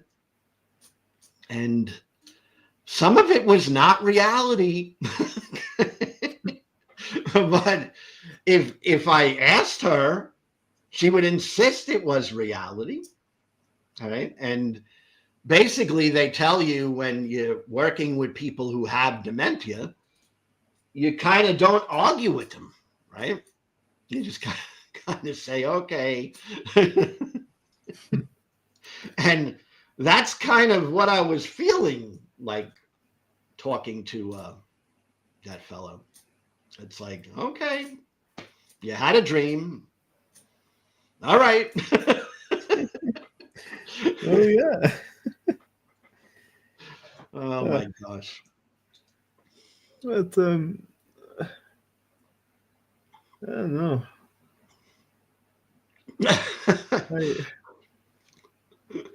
I mean, the first thing I do when I wake up out of a dream is I look around and I say, oh, okay, now I'm in reality. That was a dream. Well, to be honest, sometimes when I get a good dream, I'm like, damn it, why did I wake up? But most of the times when I have bad dreams, I'm like, damn it, why do I have to go to sleep? If only we could skip the sleeping so we don't have to have dreams, that would be awesome. I mean, there's a whole Bible book, Revelation, that is kind of based on a dream or a vision, right? Oh, I when mean, Jesus and yet- switched sides. And yet we're supposed to just say, oh, well, that dream of that man sitting on an island called Patmos was supposed to be written by John. And we're supposed to go, oh, well, that dream, take it to the bank. Everything he said was true. Yeah, I know, right? It's kind of interesting how Jesus becomes super evil in the Revelations. Like damn, like well, Yeah. he was too evil in the beginning, Like he was manipulating people, telling them, you should all do the stuff from the Old Testament. He didn't know some of the stuff of the Old Testament. He wasn't sure who wrote what, but still, he was claiming that he knows more than the others. But he knew nothing. He was Yeah. literally just a Jon Snow, nothing more. You know what I realized recently? I mean, I realized it a long time ago, but I started thinking about it recently. Jesus never wrote a darn thing. How could he? How could an imaginary friend write something? I mean, he never wrote anything, and yet we have, so many people taking the words of men who wrote something about the man, right? And it's like, well, they were men who wrote this. Are you saying that these men had perfect understanding? None of it makes sense, I mean, if Jesus was a son of a God and wanted to give a book, why didn't he write it himself? Maybe he didn't know how to write. He was too busy on manipulating people. I think he probably didn't, but that's just my guess. I don't think he really knew how to write. Probably not. Oh, yeah. Speaking of writing books, according to the Quran, they wrote some very important stuff. But then some goat showed up, or maybe there were a few goats, I'm not really sure. I think it was one goat, but I don't remember. And that goat ate those pages. And I'm like, wait a second. The Muslims believe the same thing the Christians do. They believe that God is almighty and all powerful and all knowing and all of that nonsense. Then why did the goat eat the pages? Like he literally let the goat eat all of those pages. I know exactly what you're saying, and there's always this contradiction because it's a contradiction to think that there's a being who is all powerful and all knowing, and then fumbles through, our existence, not knowing. It's like God is said to know all things, and then if I go out and I do something wrong, the Christians act like he's caught off guard. Like, whoa, he did something wrong. Oh no. He's supposed to already know that. Well, according to the Bible, no matter what you did, no matter how many bad things you've done, if you believe in God, if you accept Jesus, you will go to heaven. That's it. Said that there was no heaven in the Bible. I mean, Jesus promised his coat to take them to heaven, but he did promise them to take them when they were alive. They all died, though. Yes, but and it does say that. That's what it says. But because that doesn't jive with their theology, they make excuses and they'll say, well, no, he wasn't talking about that. He was talking about some time way into the future. Thousands of years later. Yes, that's what they say. That's what they say. Yeah. Or the other nonsense, like, according to the Bible, humans are not allowed to go to heaven. Like, God added a cherub there with a burning sword to guard the heaven, so no human could go there. Yes. And the cherub is a monster, by the way. It is with a few heads, a human head, a bull head, eagle, and a lion. It has 2 pair of wings, like 4 wings. I forgot the rest of the stuff. Maybe he had hands, maybe not, I'm not sure. Well, he had to hold the sword somehow. And and that cherub was there to protect heaven from us. How the hell are we going there? How can we go there? Well, I guess God doesn't want you to invade the heaven. Yeah, but if God So is he almighty, sticks an angel there.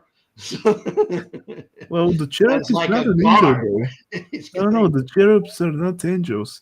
Angels are the lower class. Like after the lower class, there's the cherub. Then there's uh, I'm not sure which level is the Ophaman. Then there's a seraphim, stuff like that. But the angel doesn't even have wings. The angel is literally a human being who can see God and not die. Because if you see God, you die, according to the Bible. And Yes, yeah, and the angels are just walking messengers, nothing more. In the yes, but Bible, yeah, but yeah, like almost everything in the Bible, it all comes down to interpretation. Because yes, you're not supposed to be able to see God without, falling on your face as though dead, right? But yet there are verses that say that I think Moses saw his back, right? yeah, kind of weird, right? He did not even turn into salt or something, like in that I mean, and story with. all this stuff is so obviously mythological, and it's like that fascinates me that people can't distinguish between what's mythological and what's reality, just as though some people can't distinguish what is a dream from what is reality. It's Well, people don't want dreams just to be dreams. no, they want them to represent reality in some way. Yeah, I mean, look at Shia LaBeouf, for example. He's the one who screamed in front of a green screen, "Don't let your dreams be dreams. Just do it." You remember that, right? Yeah, and the other thing is when people have dreams that are Christians, I remember having dreams when I was a Christian, and if they somehow you could link it to God, you would tell people, God told me this in a dream. I, Oh, if I, only. but if your dream didn't relate to God, you would not say that. Or if your dream was bad or naughty, certainly you wouldn't tell anybody that. Yeah, It's nuts. indeed. Uh, I watch also other people, by the way, other fellow atheists, and there were that kind of people calling them who were claiming that God told them in a dream something. There's a lot of them, by the way. Oh, I Like, know. yeah, I a know. lot of them. Like, damn. I have said that a few times in my life to people when I was a Christian, because that's how my mind used to work. If you had a dream and somehow you could link it, you would think, oh, does this link to God some way? And as long as you can fit it in somehow, you would present the dream as coming from God. I mean, I am so happy I don't do that now. Oh, by the way, when you were a Christian, in the church, were they making you give money and stuff like that? No, I never went to a church that made you give money. It, in a church, it's always expected that you will give money, Oh, right? Because that's how they got along. If they have a building, they have to pay rent or own the building. they You pay know. rent? Oh yeah, if a church starts in the United States and they're small, they might rent a building or rent a Well, space. here in Bulgaria, they don't pay anything. They don't pay rent. The government is funding them, and the Oh, worst part that's is, yeah, and the worst part is when you see the priests, they are always rich. Like they have the latest iPhone in their hands. They have some very expensive watch for thousands of dollars. I'm like, what the? How are they even having this? And they're always with among the politicians. well in America, they're they're trying to push more towards that. The the the religious right are pushing for where government will fund religious things. And for me, that's one drawing, it's a line in the sand. I'm like, I can't go there, you know? I mean, to me, if a religion wants to preach anything, is fine. If they want to self-sustain themselves, is fine. But if they're going to ask for taxpayer money to fund their belief system, I'm totally against that. Well, I guess they saw how Eastern Europe works, and they were like, you know what, we want to be just like Eastern Europe, yay! Oh, they love the idea of government funding religious programs. The Yeah, religious right in America, they love that. yeah, but because of those unimportant fundings, important things are not existing in my country, for example. And if things keep going like that, your country might become just like us. Yeah, well, there's been a big change in America over the last decade. There really has been. It's went very much towards an authoritarian type leadership, and at the heart of that is the Christian leadership, you know. So I'm against all that. I think everybody should be able to have their views. As crazy as I think some of these views are, I think people should be allowed to hold them, you know. Oh yeah. Um, Like that fella Wesley. I'm glad he's off crack. Sincerely, I really am. All right. why And he might even be more fun if he if he gets some. well, I'm glad he's, survived and didn't, pass away from an overdose. And I certainly think he can have his dreams and his visions, and he can even talk about them. And I'd even, give him my channel to talk about them. But I don't want the government funding his beliefs. That's for sure. Speaking of funding and stuff like that, do you remember when the Republicans tried to change the Lacey Act? The what? The Lacey Act, where you decide which animal is invasive and stuff like that. I don't know what you're referring to. Wait, let me check something.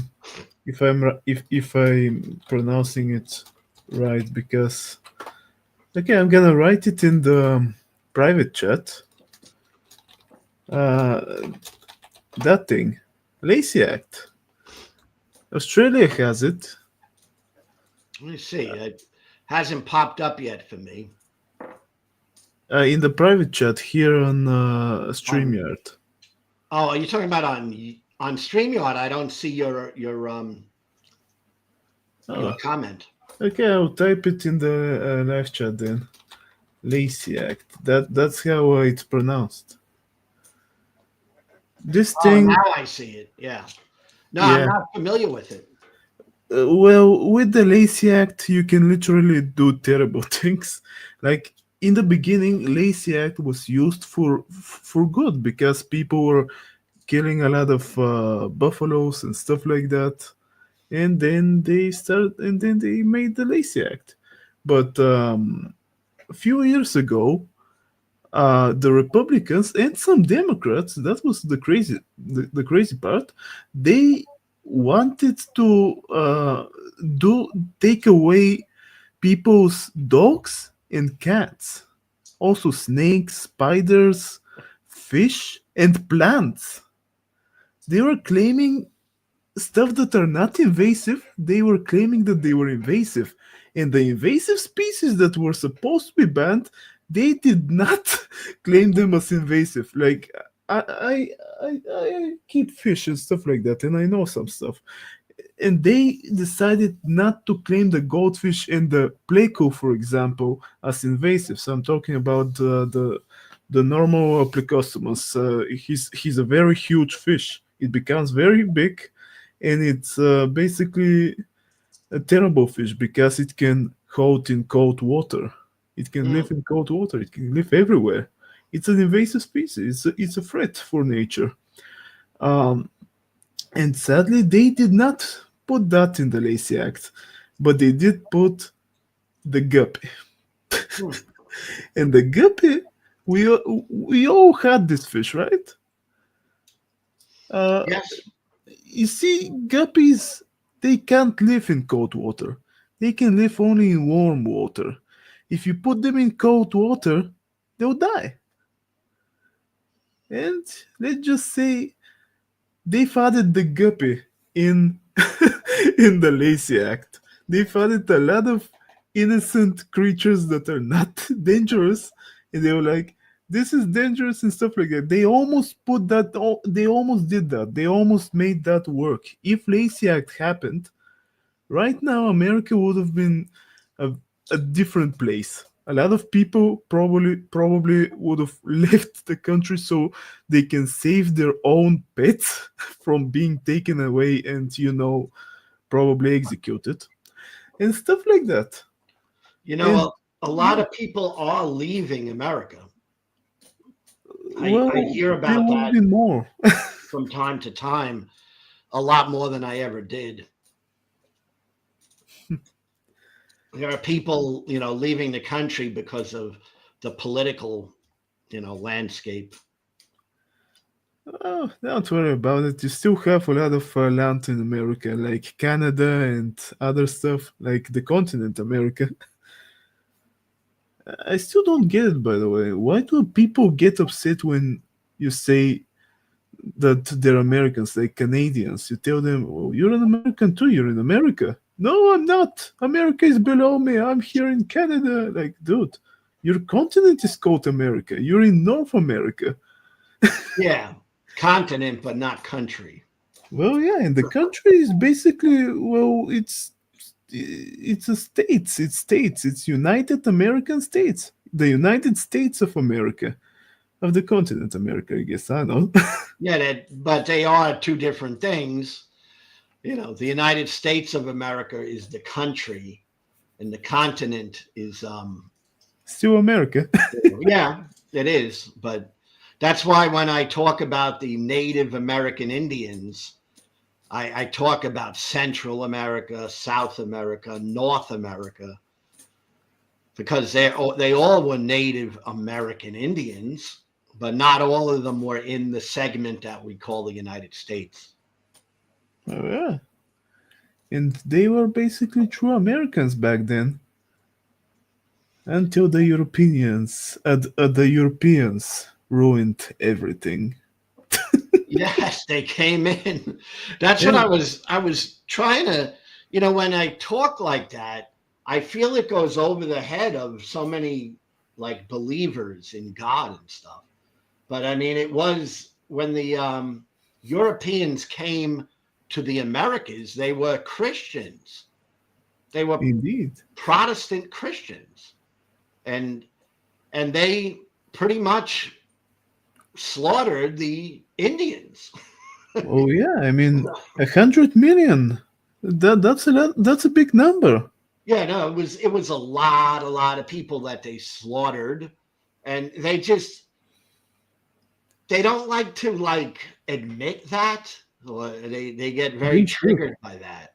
They should admit that. I mean, It I don't happened. see why you can't admit that. I mean, to me, I want to admit things that are fact, and even if they go against what I may believe. If it's a fact, I'm going to say, well, yeah, that happened. Well, that's the problem. They don't like the truth. No, they like to live in a non-realistic world created in their own mind. Pretty much like one of my guests tonight. Well, I don't know. I think he's equal to all Christians. I mean, Uh, I'm but, all for a reality-based understanding of the world. And I know that we can't get it perfect, because we're not perfect. And there is no perfect science. There's just science. And Indeed. science, if it gets it wrong, is self-adjusting. That's just the way science works. But dogma isn't like that. Dogma always has to be right. Even The when dogma proven is wrong. useless thing, though. We don't need dogmas. Yeah, I mean, I don't think we need dogma at all. Like, I don't even think it should play a role in our society anymore. Oh yeah. By the way, when you talk to Christians about evolution, there is this amazing fish that breathes air. You can always mention it. The mud skipper. It is an amazing fish. It can breathe air, and it can hide in a mud. It can hide everywhere, as long as there's some moist there, so it won't dry out. Yeah. And that is proof for evolution, evidence. Oh, it is. Unlike religion, we have no evidence for it. I like to say there's mountains of proof for evolution. It's like, Even more than mountains. The entire planet is proof. yeah, it's one of the things that got me away from religion, because I was the type that believed every word in the Bible, and But back then, weren't you like, wait a second, here in the beginning it says day and night, but there is no sun yet. oh, I remember reading that, and when you want to believe something really badly, you just kind of gloss over it, like, yeah. Yeah, but that's in the beginning. Like, all Christians are ignoring it, and that makes no sense to me. Yeah, no, it doesn't to me either. But I will say this: religion has a way of occupying your mind. It has a way of capturing your mind. Well, if religion was giving money, I would probably be religious too, but it's not giving me anything, and I'm like, nah. No, they more take money, and they take money to grow the religion and to make people rich who are part of the religion. Well, they kind of lost me there. No, Like, I mean, I've been gone out of that for over a decade, so they lost me too. It's just, that's really what they do. They ask people for money, and then they use that money to grow the religion and to make certain people rich who are part of the religion. That's really what yeah. they do. And speaking of money, I like a few months ago I went to the church so I can buy a Bible because I only read it online. But the moment I saw the price, I was like, I'm never stepping in this damn place ever again. So I bought it online. And the best part is that I bought it with a better translation, uh, and with the help of scholars and stuff like that, and uh, and also the pages, they're golden. The moment people see my Bible, they're gonna be like, "How are you an atheist? You have a Bible with golden pages?" Yeah, they must think you're very orthodox. I see. We have a color, by the way. Okay. I'm I'm gonna let another guy in. Indeed, I'm muting Eric. myself, and yeah. Hopefully, Eric. Let's see, Eric, how you doing? Eric? I guess he doesn't hear me. Eric, are you there?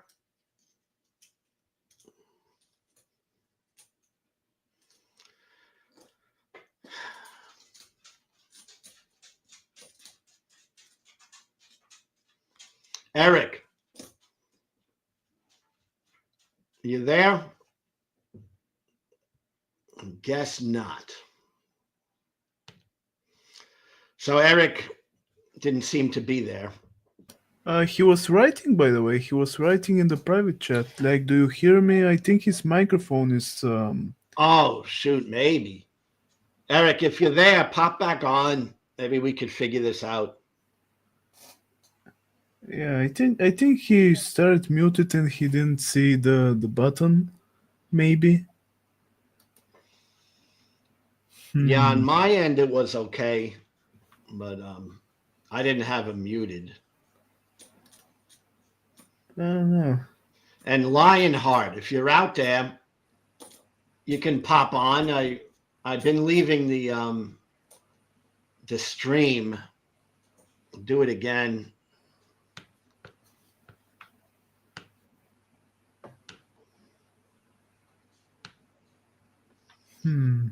Let's see.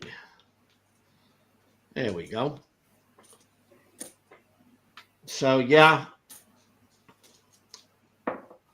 this nice gentleman Lionheart, I had some nice conversations with him. Very nice Christian man. His microphone probably has some issues. Yeah. Yeah. Speaking of microphones, my microphone is very old. Like 12 years old. It's 80-20-20, by the way. Yeah, but your microphone sounds pretty darn good. Indeed. Yeah, sounds really good. It was pricey back then, like almost $200. Wow. But nowadays it's cheaper. But it really sounds good. I mean, I got a mic here. This is $30, brand new. And I've been happy with it. Huh. Yeah, Walmart. It is interesting that it captures your voice from afar, because I need to be closer to the microphone so I can sound like that. Otherwise, if I go further, my voice fades away and stuff like that.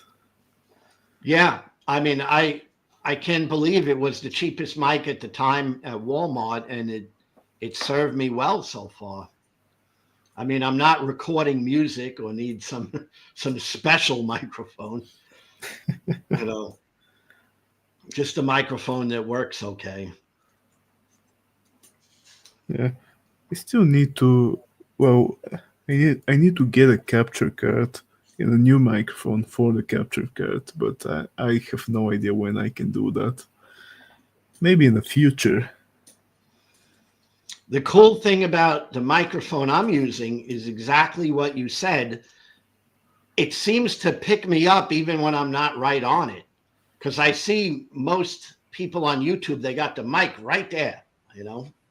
Yeah, mine's just like that. It needs to be in front of me, otherwise I won't be hurt. Yeah, and this microphone is so cheap, but it seems to do the trick. No one even knows I have a microphone here because it's not in view. Yeah. Huh. I still don't see Eric showing up. Maybe he's trying to fix the microphone. I don't know. My friend Lionheart, he disappeared and must have had something else to do. But I've enjoyed the live stream anyway. It's been fun. Have you seen the private chats? Just the ones that come in StreamYard. I see them. Yeah, that private chat.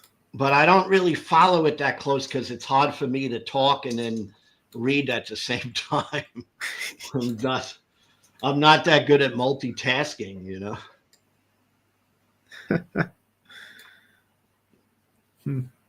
We need more people. Yeah, I'm trying to be somewhat, you know, like do this more often so that people will remember, you know, I pop on because I don't know. It's a good thing for people to communicate. I think it's a good thing. Oh yeah.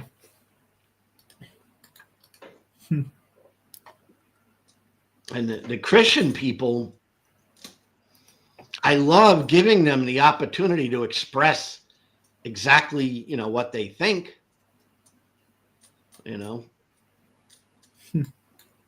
but sometimes their agenda is just to try to proselytize and try to convince people to think like they do. And I think that comes across, and that's when I can be a little more cutting with the arguments, Well, on Facebook, I saw some very interesting guy. He was claiming that he has evidence for God and stuff like that. And then he was like, "If you want, I'll show you evidence.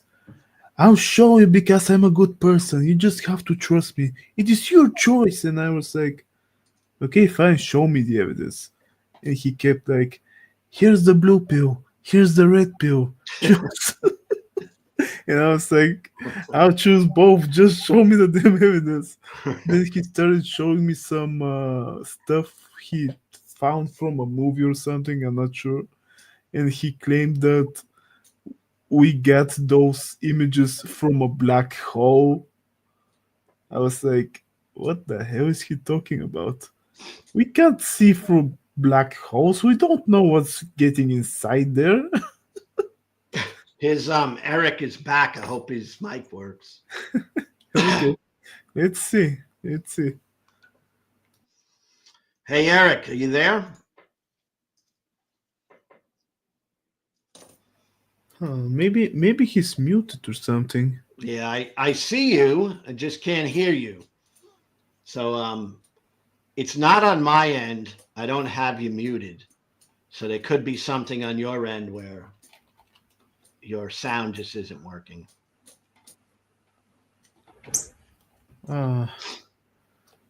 Yeah, he says his microphone is not working.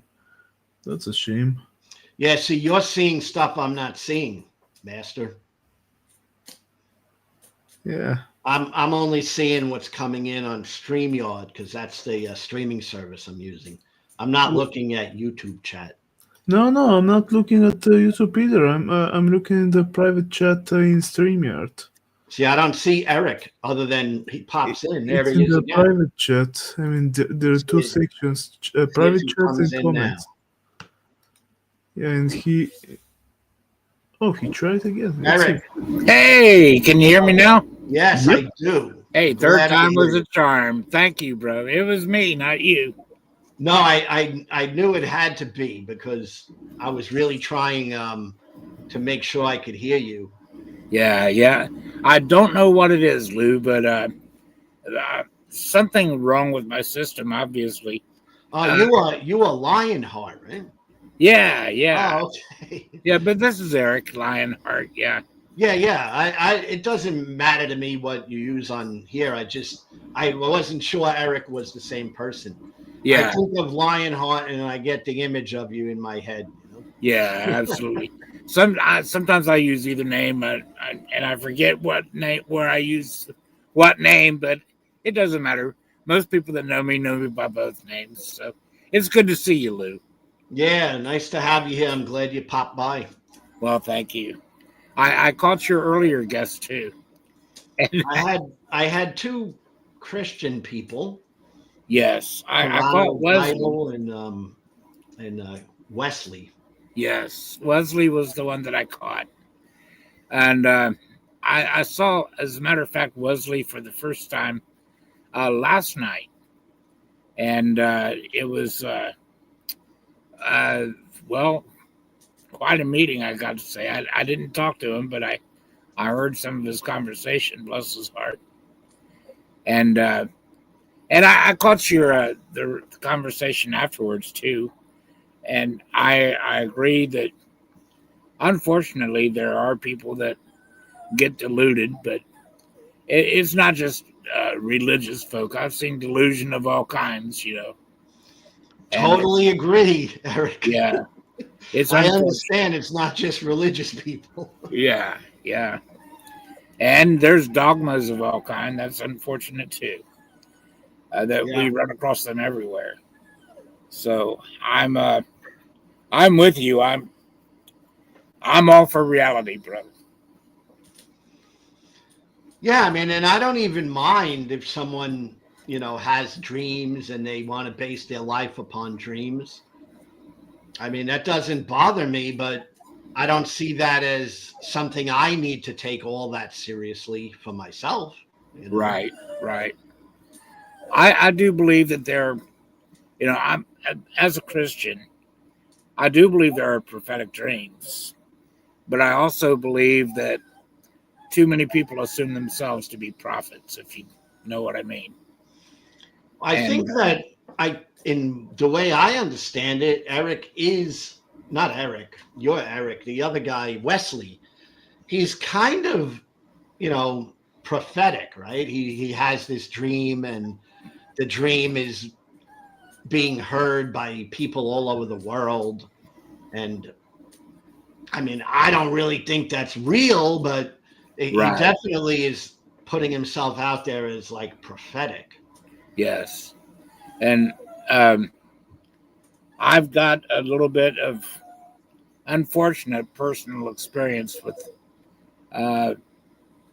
people that are caught up with that sort of a delusion.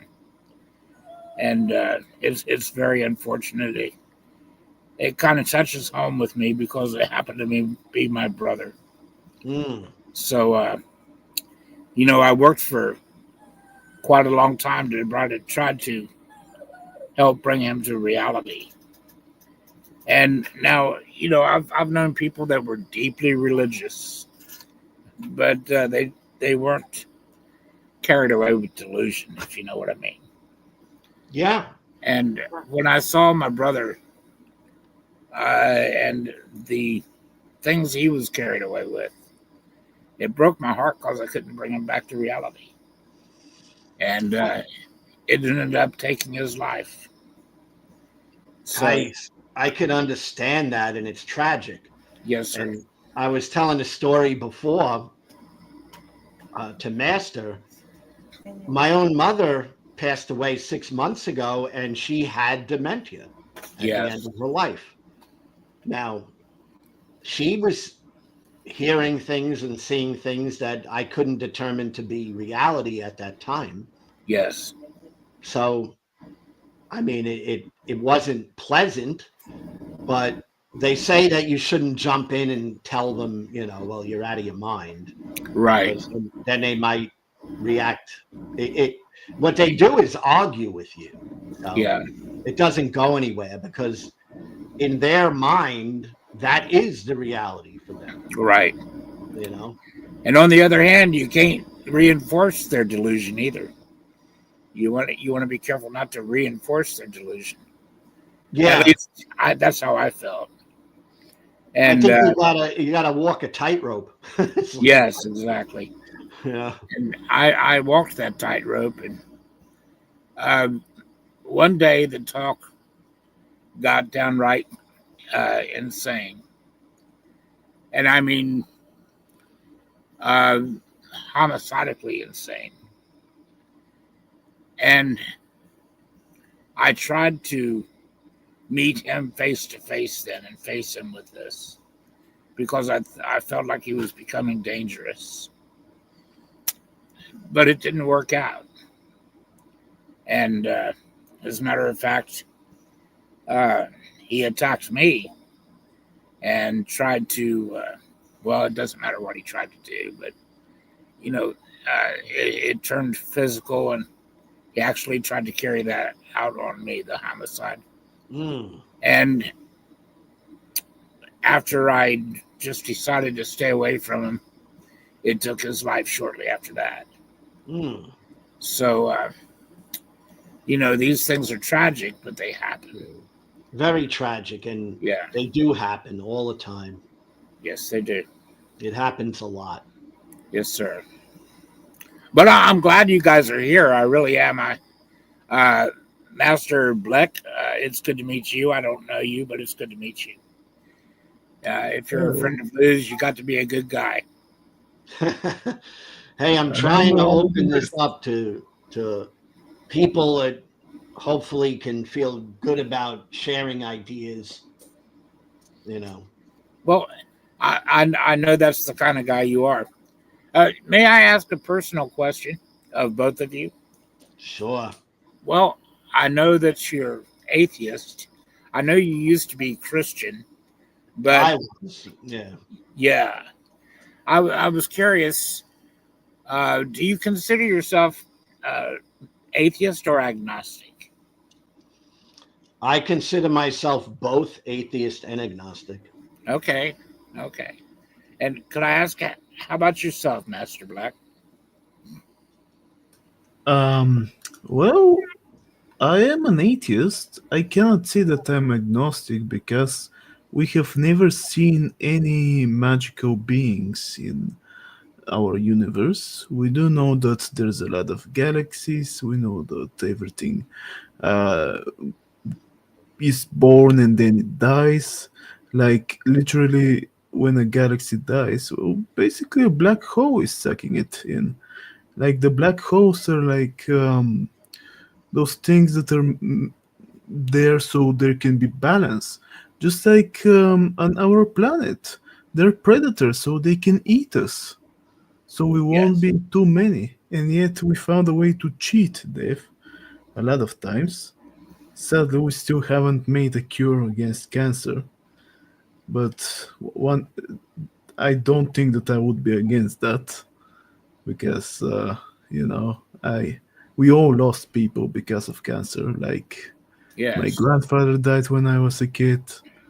A week before Christmas, my cat died. Christmas is a fun Roman holiday, by the way. Yes. I mean, actually, Christians don't have holidays. They took everything that's Roman and claim it for themselves. I don't know why they do that. Oh well. Yeah. So yeah, I'm an atheist. December 25th was actually Saturnella, wasn't it? I I don't believe know. that's the name of it. Yeah, Saturnella. It was a holiday that celebrated Saturn, or Cronus, I believe is what his Hellenistic name was. Cronus. Well, yeah, in Romans they were gifting themselves gifts and stuff like that. Yes. That was fun for them. It was amazing. People do the same thing even nowadays for Christmas. Yeah. Hey, Eric, I want to explain my answer because it's something I've done a lot of thought on, and maybe I can at least express my version of atheism. All right. When people refer to atheism, they're referring to someone who does not believe in gods. Yes. And I don't believe in God, so I have to put myself in that category.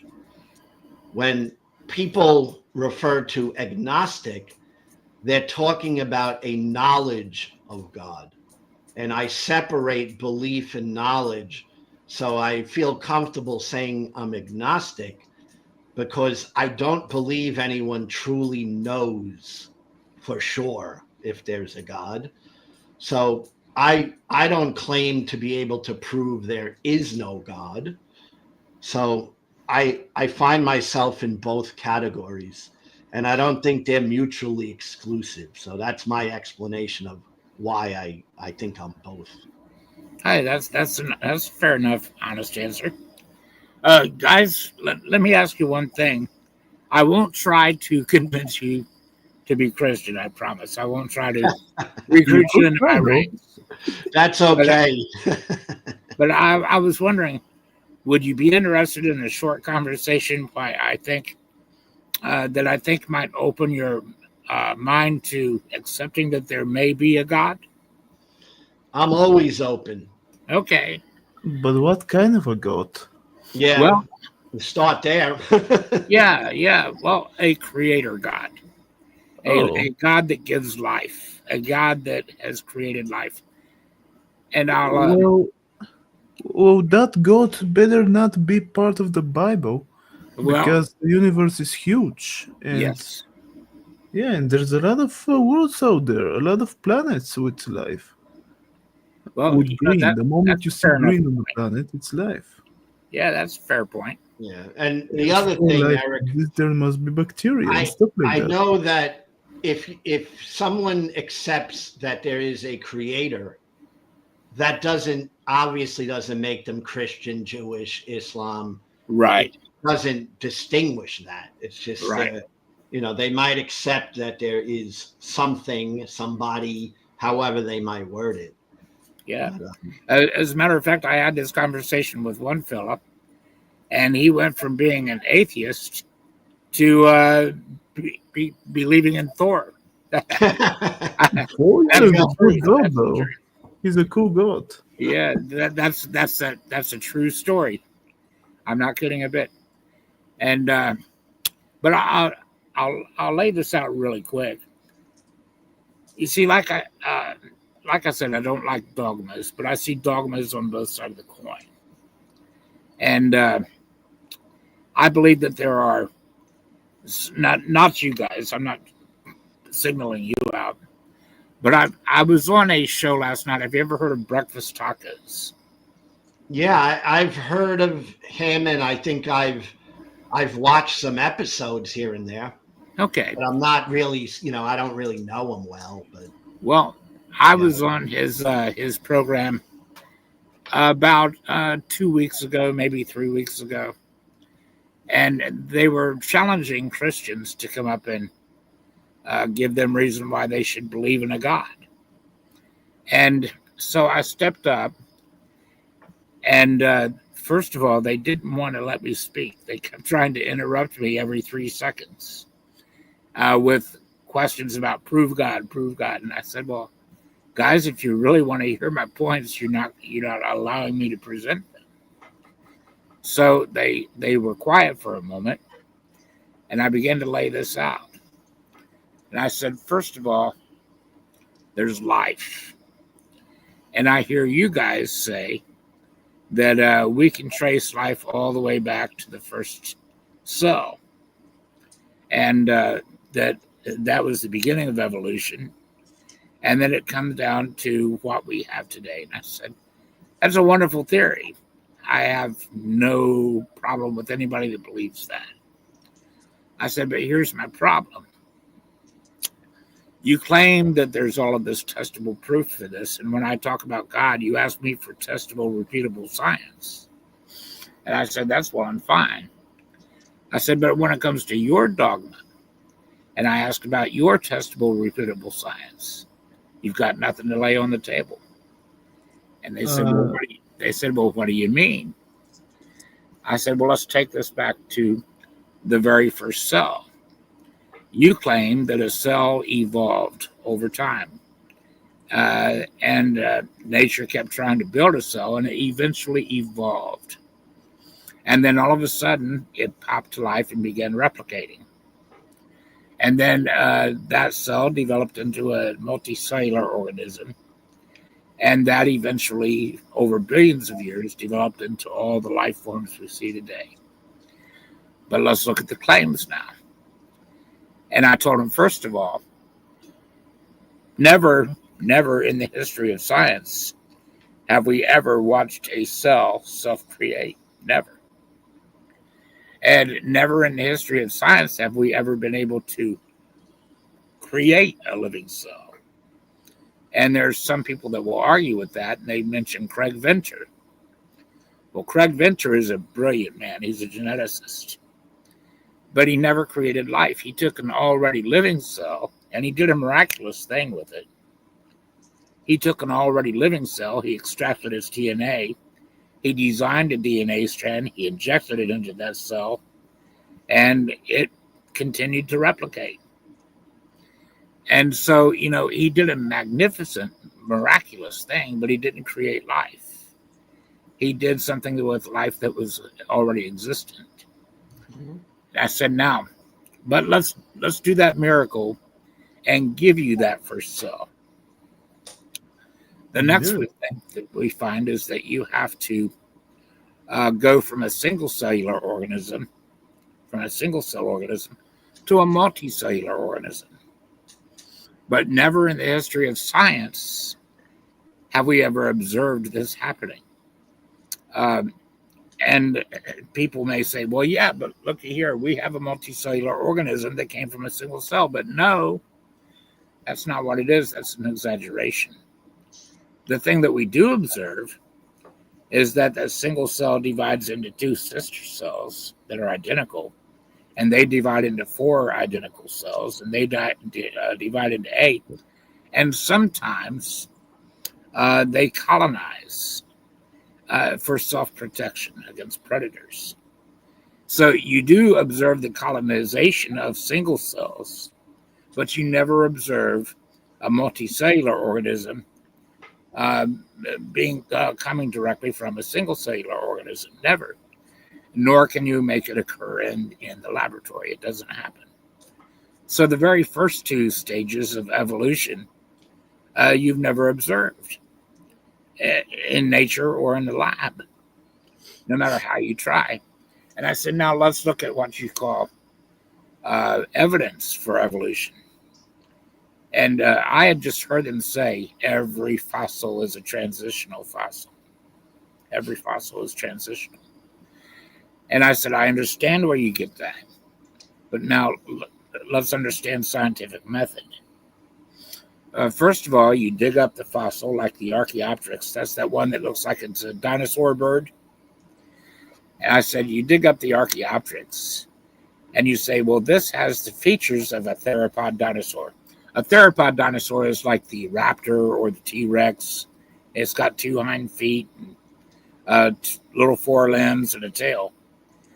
And you look at the theropod dinosaur and you say, well, this has features, the Archaeopteryx, this bird dinosaur, has features of the theropod dinosaur and features of a modern bird. And so you place it on a chart, a phylogenetic chart, right between the 2 of them, and you claim that they're related. And if you want to believe that, that's okay. It's no skin off my back. You're entitled to believe whatever you like. But to call it a fact, though, is not science. After you make your observation and you develop your hypothesis that these are all related, then you have to apply scientific method, which is a stringent test called falsifiability. And it has to be a test that's stringent enough you're actually trying to disprove your hypothesis.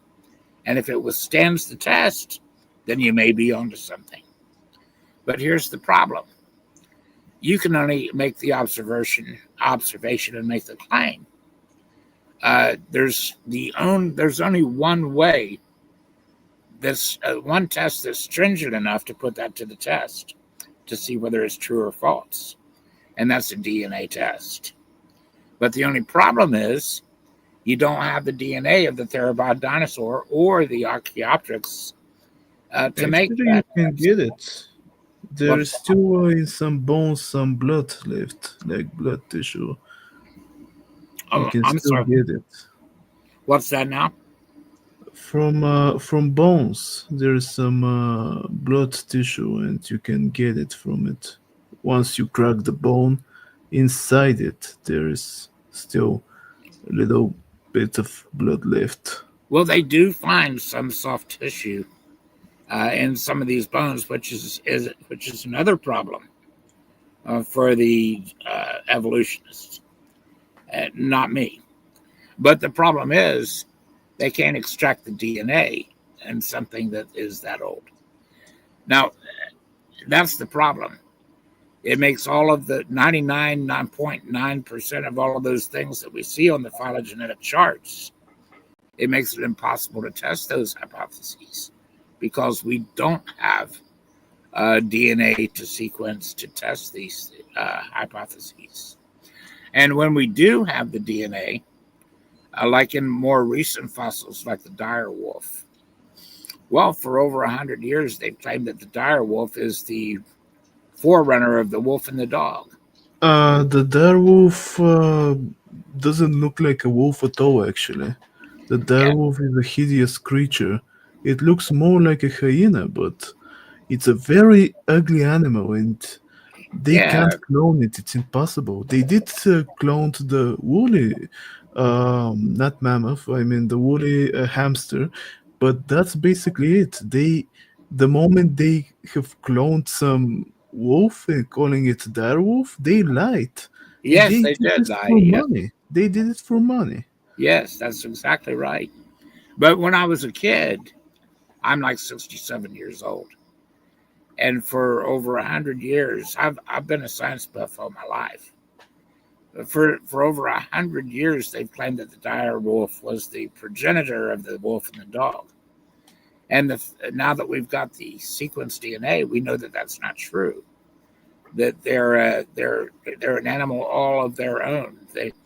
They're in a totally different class. And I'll tell you another little thing that they claim that Neanderthal, when I was a kid, they claimed that Neanderthal was a forerunner, an ancestor to mankind. And then while I was still coming up through school, they changed that to a cousin, which is fine. I know science always improves and changes, so that's fine. I have no problem with that. Actually, it's both. It Well, is both actually, a cousin and an ancestor, because they were our cousins and they were hunting us down. They were eating us. There's a well, lot of bones found where you can match the teeth and from the Neanderthal teeth, and they were eating us. And the only reason why we have DNA from Neanderthals that is uh, basically disappearing over time, and after few thousand years maybe we won't have it. But back then we had it because they were liking the females.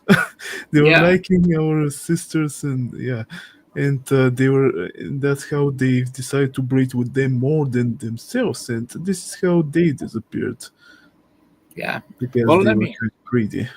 I partly agree with everything you just said, but let me show you a little dogma that we got going there that most people don't even stop to think about. Um, Now, you're right that they currently classify Neanderthal as a cousin to Homo sapien. That's correct.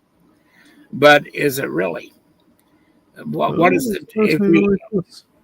Yeah, but if we look at the definition, which is over 150 years older than the theory of evolution, if we look at the definition of a species, it's simply a group of common animals that are able to interbreed and produce fertile offspring. That's the definition. This very simple definition for species, and that is true of all biological uh, uh, life that procreate by sexual union. So, if you look at that definition, and then you look at Homo sapien and Neanderthal, you find out something really interesting. We've been able to sequence the genome of the Neanderthal, and we know for a fact that Homo sapien and Neanderthal interbred and produced fertile offspring. So, by definition, by scientific definition, gentlemen, we're not cousins, we're the same species. And I've heard a lot of people say, well, but look at how different they were in the bone structure. Well, sure thing. But let's look at dogs. You've got Chihuahuas and Great Danes, but they're both the same species. Because they are like animals that are capable of interbreeding, producing fertile offspring. And it's the same with, so in my opinion, and some people might think I'm a little fanatical for this, but I believe that's become a dogma. In my opinion, it's giving the appearance of evolution where there is no evolution. They were just another type of mankind, just like we have Zulus and Pygmies and Italians and Caucasians, you had Neanderthals as well. This is so evolution actually, because you see, um, interbreeding is not impossible. Like look at the bears, for example. The grizzly bear can breed with a polar bear, right? They make a hybrid. But those bears cannot breed with a panda, for example, and panda is always a bear. Do you know why? Because when evolution happens, from one thing to from one species to more subspecies, it divides, it multiplies more and more and more. And after some years, I don't know, maybe thousands of years, that gene is going far away and you can't breed it anymore. This is why the panda cannot breed with a grizzly or a polar or whatever, because it is too far away. It is still bear, it is still their cousin, but it cannot breed. And we are not only Homo sapiens and Homo neanderthalis, there are others as well. Of course, the Neanderthals decided to eat them all. We were just lucky that we were, I guess, hot in their eyes. Only the women though. They didn't like the men. This is why we were hybrids. But over time, this gene of the DNA that we have from the Neanderthals started to fade away, and we started to become who we truly were.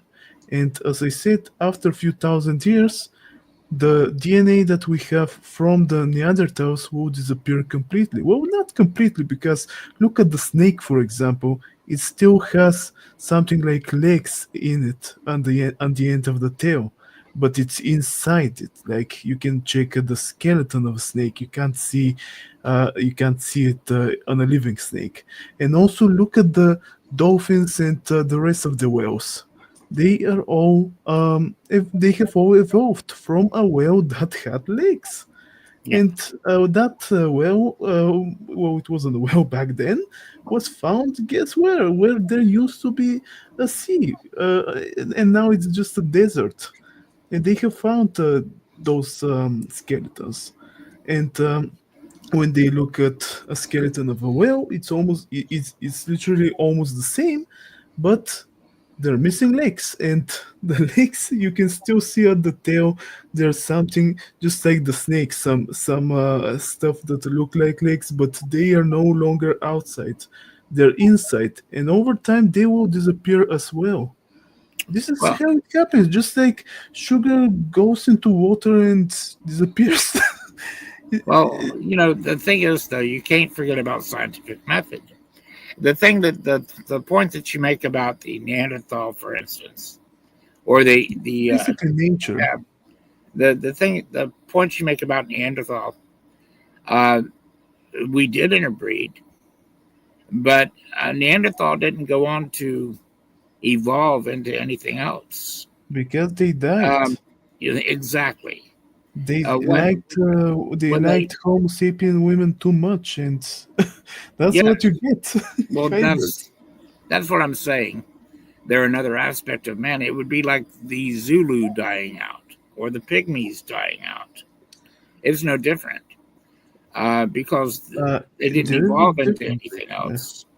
I mean, Now, the when you Neanderthals, they were our cousins. Like, if you look at white men, black men, Asians, they are all Homo sapiens. right, That's a huge you difference. wouldn't call You them a can't compare cousin. it. Yeah, you wouldn't call them a cousin, would you? No, you That's can't, exactly my because they're the point. same as us. We're basically humans, so all of us. We, Yes, we do change differently once you go into like if you were in a very hot place, for example, like in Africa, your skin is black. You have a dark skin, uh, dark hair, all of that. But if you go in some colder place, like in Europe, for example, in I don't know, Scandinavia maybe, and over time your skin will well, not yours, your great grandchildren, for example, people after you with your blood, they will change. Like their skin will go brighter. Their eyes might change, like become blue. Their Yeah. hair might change, becoming blonde. Who knows? Well, You you know, see, they might become Vikings. Can you imagine? if you notice, the Neanderthal were from the north, and so they were a little different. Yeah, But they, yet and they were still, with black skin though. yet and still, you can't get around the fact that we interbred and produced fertile offspring, and by scientific definition, that makes us the same species. And that predates Darwin by 150 years. So, but here's the point. You're making a good point about the bear, but let's look at this for a minute. The bear, the panda bear, is another thing like the Neanderthal that may have discontinued being able to breed, interbreed with the brown bear, for instance, or the polar bear. But I say that puts them on the road to extinction. Oh And yeah, I look don't at the think panda. It is going to I don't. extinct. Well, the point is, I don't think you're going to see them evolving into another group of animals. They're just going to continue to die out. Actually, it depends. It depends because some die out. That's true, but others is just I can't explain it, but they do get lucky and Well, they do make new. They do evolve, but some because look at the platypus, for example, for thousands of years, for maybe almost millions of years, it hasn't changed. And exactly, yeah, exactly. It but has. there was another type of platypus. It unlike the one that we know that is small and cute and everything, but still can sting you with the poison and kill you. The other one was huge and it had teeth. Exactly, exactly. But it was You know still. its cousin, but it disappeared, just like the Neanderthals. Now, let me point something out here regarding that point. That's a good point. But if you look back, we had beavers then too, but the beavers were huge. We had dragonflies then, but the dragonflies were huge. We still We have had dragonflies. we had flies and ants and alligators and crocodiles and snakes, and they were all much larger than the ones that we have today. Not all of them. Some were super small though. Some were, but some were super large. Yeah, And if it's you not notice, everybody gets to be huge. Some get to right? be But the small. point is, most scientists attribute that to extra oxygen in the atmosphere that made these animals grow bigger back then. So you see, the giant beaver just gave way to the smaller beaver, but it's Nah, still a beaver. that wasn't because of the extra oxygen. I mean, Well, oxygen is oxygen. It doesn't disappear unless you want it to become like Mars. I mean, well, Mars doesn't have oxygen anymore. the truth is, they've done experimentation and oxygenated the water with piranhas in them, and the piranhas grew to great size. When they increase the oxygen in smaller animals, they grow larger. And when Speaking they, of experiments, I well, also know a very interesting experiment that proves evolution. For example, there is this lizard, I forgot the name of the lizard, on some island. They take the lizard, well, not one, they take some more lizards, and they bring them to another island. Do you know what happens? They change over time. Well, not they, their their grandchildren and stuff like that of the lizards. The next populations, they change, they evolve. They either become bigger or smaller. They get new things on them. They well, evolve. Darwin's finches explains that. For instance, on the island, Darwin made certain observations about the finches. Depending on the year, some bugs may have been harder to get than other bugs, and so their beaks would change. Sometimes to dig deeper into the bark, sometimes not. But then during other seasons, when the bugs became easier to get, their beaks changed back to what they were originally.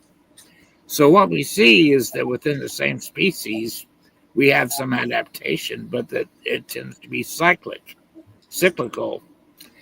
The thing is, though, there's when we go talking about, you brought up the whale. Let me make this point. You can go to evolution 101 course at Berkeley University, which I can show you the evogram that comes from that. I've studied it online.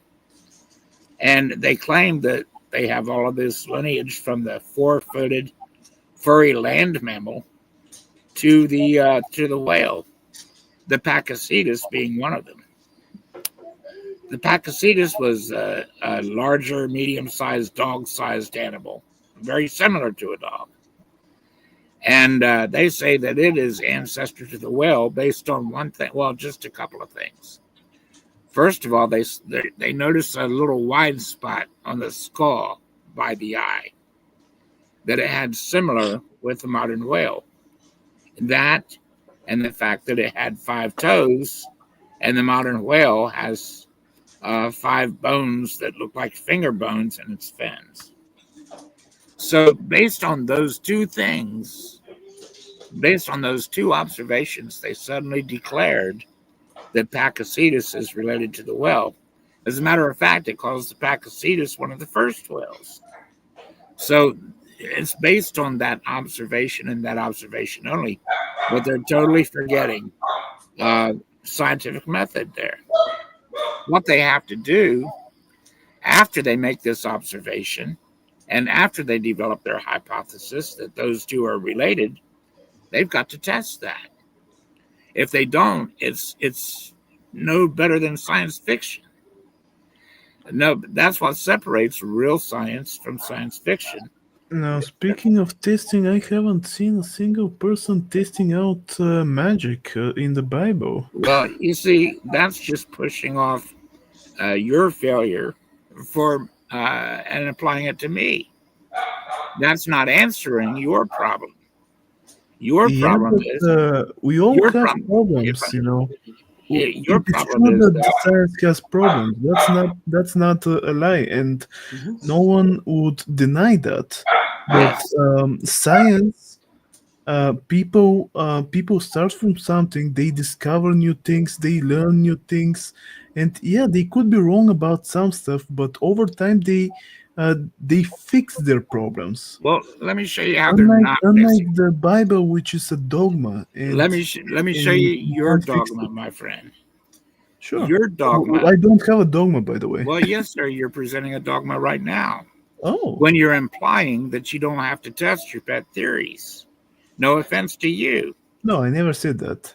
I just that's what mentioned you're implying. that we both have That's a what you're problem. implying. But you see, Huh. the fact is, if you can't test any of these alleged transitional fossils and yet you claim they're fact, you're presenting a dogma. And that's all it is. And the truth is, you're presenting something that's as good as science fiction and nothing better. And it's just like claiming that we have a common ancestor with the chimpanzee, for instance. I And not understand the only claim. them, we're all apes. Well, you see, I understand your claim. I do. You look at the DNA of the chimpanzee and you look at the DNA of the Homo sapien. No, I don't look at only at that. I look at many things. For Well, if I- example, have you ever spoke with a gorilla? Hold on just a moment, if I can tell you my point here so you understand it. When you look at the similarity between the DNA between the chimp and the human being, you say to yourself, we're related. And I can understand that hypothesis. I don't find fault with you believing that. Okay. But if you're going to call it science, you have to put it to the test. Now, to test, Science is always put to the test, though. to test, though, you see the observation is the similarity in the DNA. The hypothesis is that maybe that means we're related. The test that you have to put that to now, you have to find something that you call our common ancestor, and you have to test its DNA to see, in fact, if we do have a common ancestor. But the point is, not only can you not point to that common ancestor, You can't test the DNA because you don't have it, which makes it again an unfalsifiable There's still hypothesis, 5% of which means those that look alike. that it's not even it's science fiction up to this point. The only thing No, that the separates photos are science just evidence for evolution. don't you agree that the only thing that separates science from science fiction is testability? Oh, I won't call it fiction, to be honest. What's that? I don't think that I would call it fiction because, to me, Well, fiction is something like the Bible. well, that's according to your dogma, maybe, my friend. No, it's not a dogma.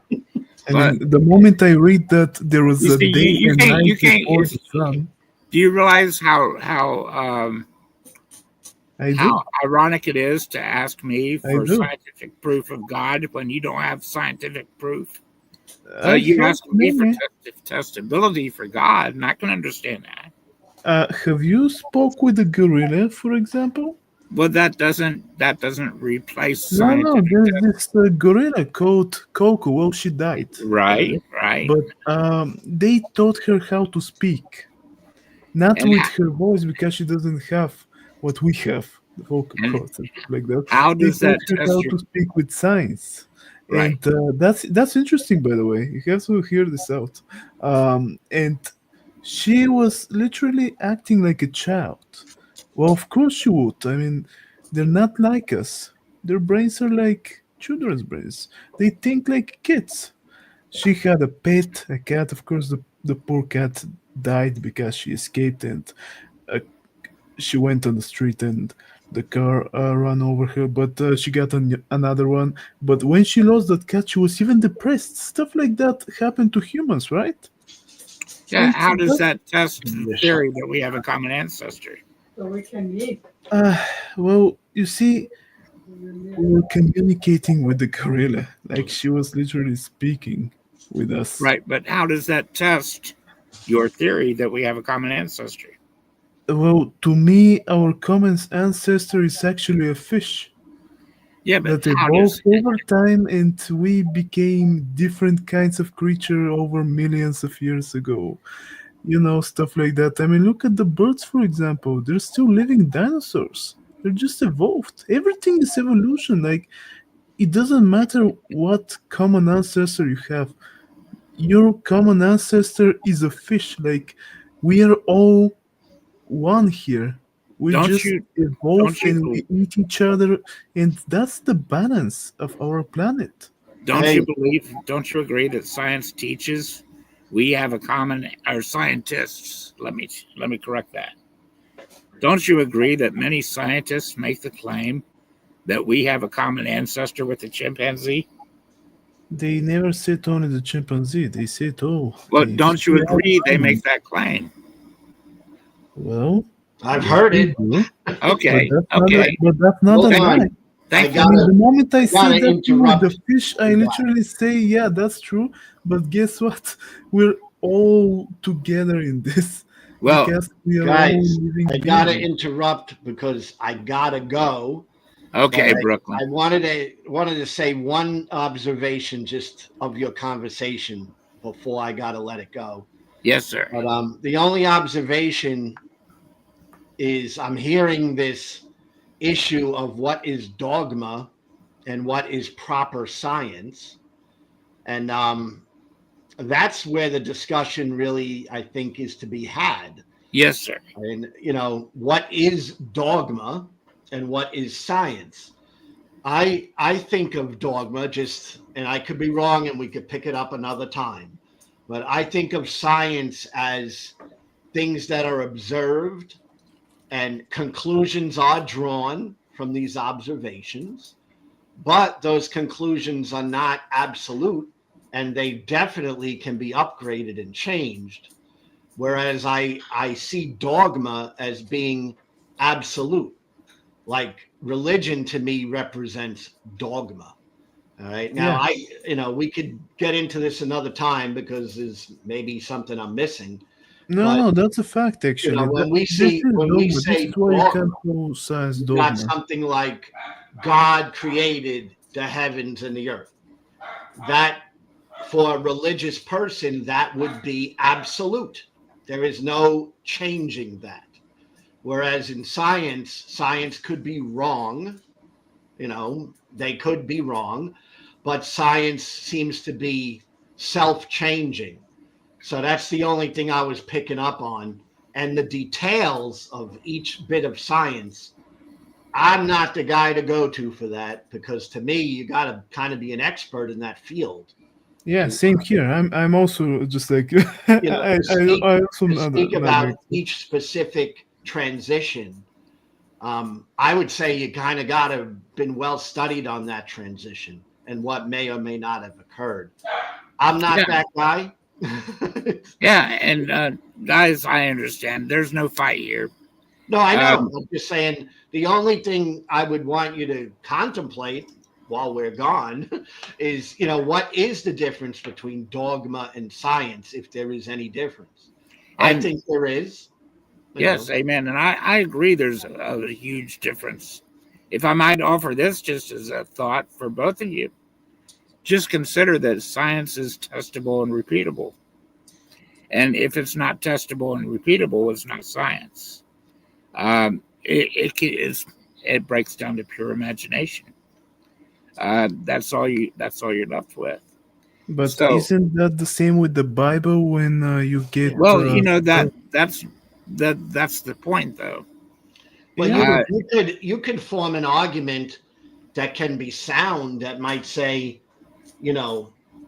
there's things in science that are not being done correctly, and I could believe that happens. I mean, Absolutely, look it at happens every history; it's day. happened before. Yes, All sir. right. But So that's not a solution, because once you go to dogma, there seems to be no explanatory power at all. yeah, It's just well, like, you believe it or you don't. yeah, a dogma, I would say, is an untested claim that is insisted to be true, and that happens in religion, and it happens with evolution, in my opinion. It may happen in specific examples of evolution, Yes, sir. but I don't know that it happens in evolution as a whole. And science can be bad science. I think Yes. we Yeah, but all agree on that, right? There you go. Yes, sir. There's something It could that be should be a bad dogma. science. Guys, there should be one thing that should be a dogma, and it's that evolution is a fact. Well, that's what you It can say. be proven. You make different you make different dogs. In my different- opinion, you're presenting a dogma now. Yeah, but a dogma that can That be is untested, agreed with, brother. because you can prove that. All of You your have evidence. You can demonstrate that. all of your evidence is untested. It is tested. And The way you that's- have a Chihuahua, for example, that animal has well, went through a lot of things. anytime, I would love to debate this with you. I really would. But Of course. my brother Lou, our brother I hope Lou, is both got of to you go. come back, prepare and come back. Yes, All sir. right. Lou, thank you for your kindness, my friend. Myself, I just, what I'm observing in this conversation is just, I think you got to start with what is dogma, what is science, all right, and That's the fair. differences, Yes, sir. And what and can then- be proven and what cannot be proven. Yeah, So, there are things in that people might believe scientifically that might be nebulous or not absolutely proven. And I could understand that's a possibility. yes, I think it happens, right? But I don't understand replacing that with religious dogma. So well, that's I can appreciate that too. I mean, that's all I'm going to say. And There's- I got to there's no go. point- Otherwise, point- I'd hang out, but I got to go get dinner. No point in replacing one dogma with another, right? But, Well, yeah, I mean, if it's absolutely. dogma, it's dogma. Well, God bless you, and thank you for having me, Lou. All right, one we'll last pick thing. it up another time. Thank both of you. Yeah, one last thing to mention. Go Bacteria ahead, last can last evolve. word, then we're cutting out. That's it, basically. Bacteria can evolve. Nice All right. meeting you, Master Black. All right, see you guys. Likewise. you. Bye.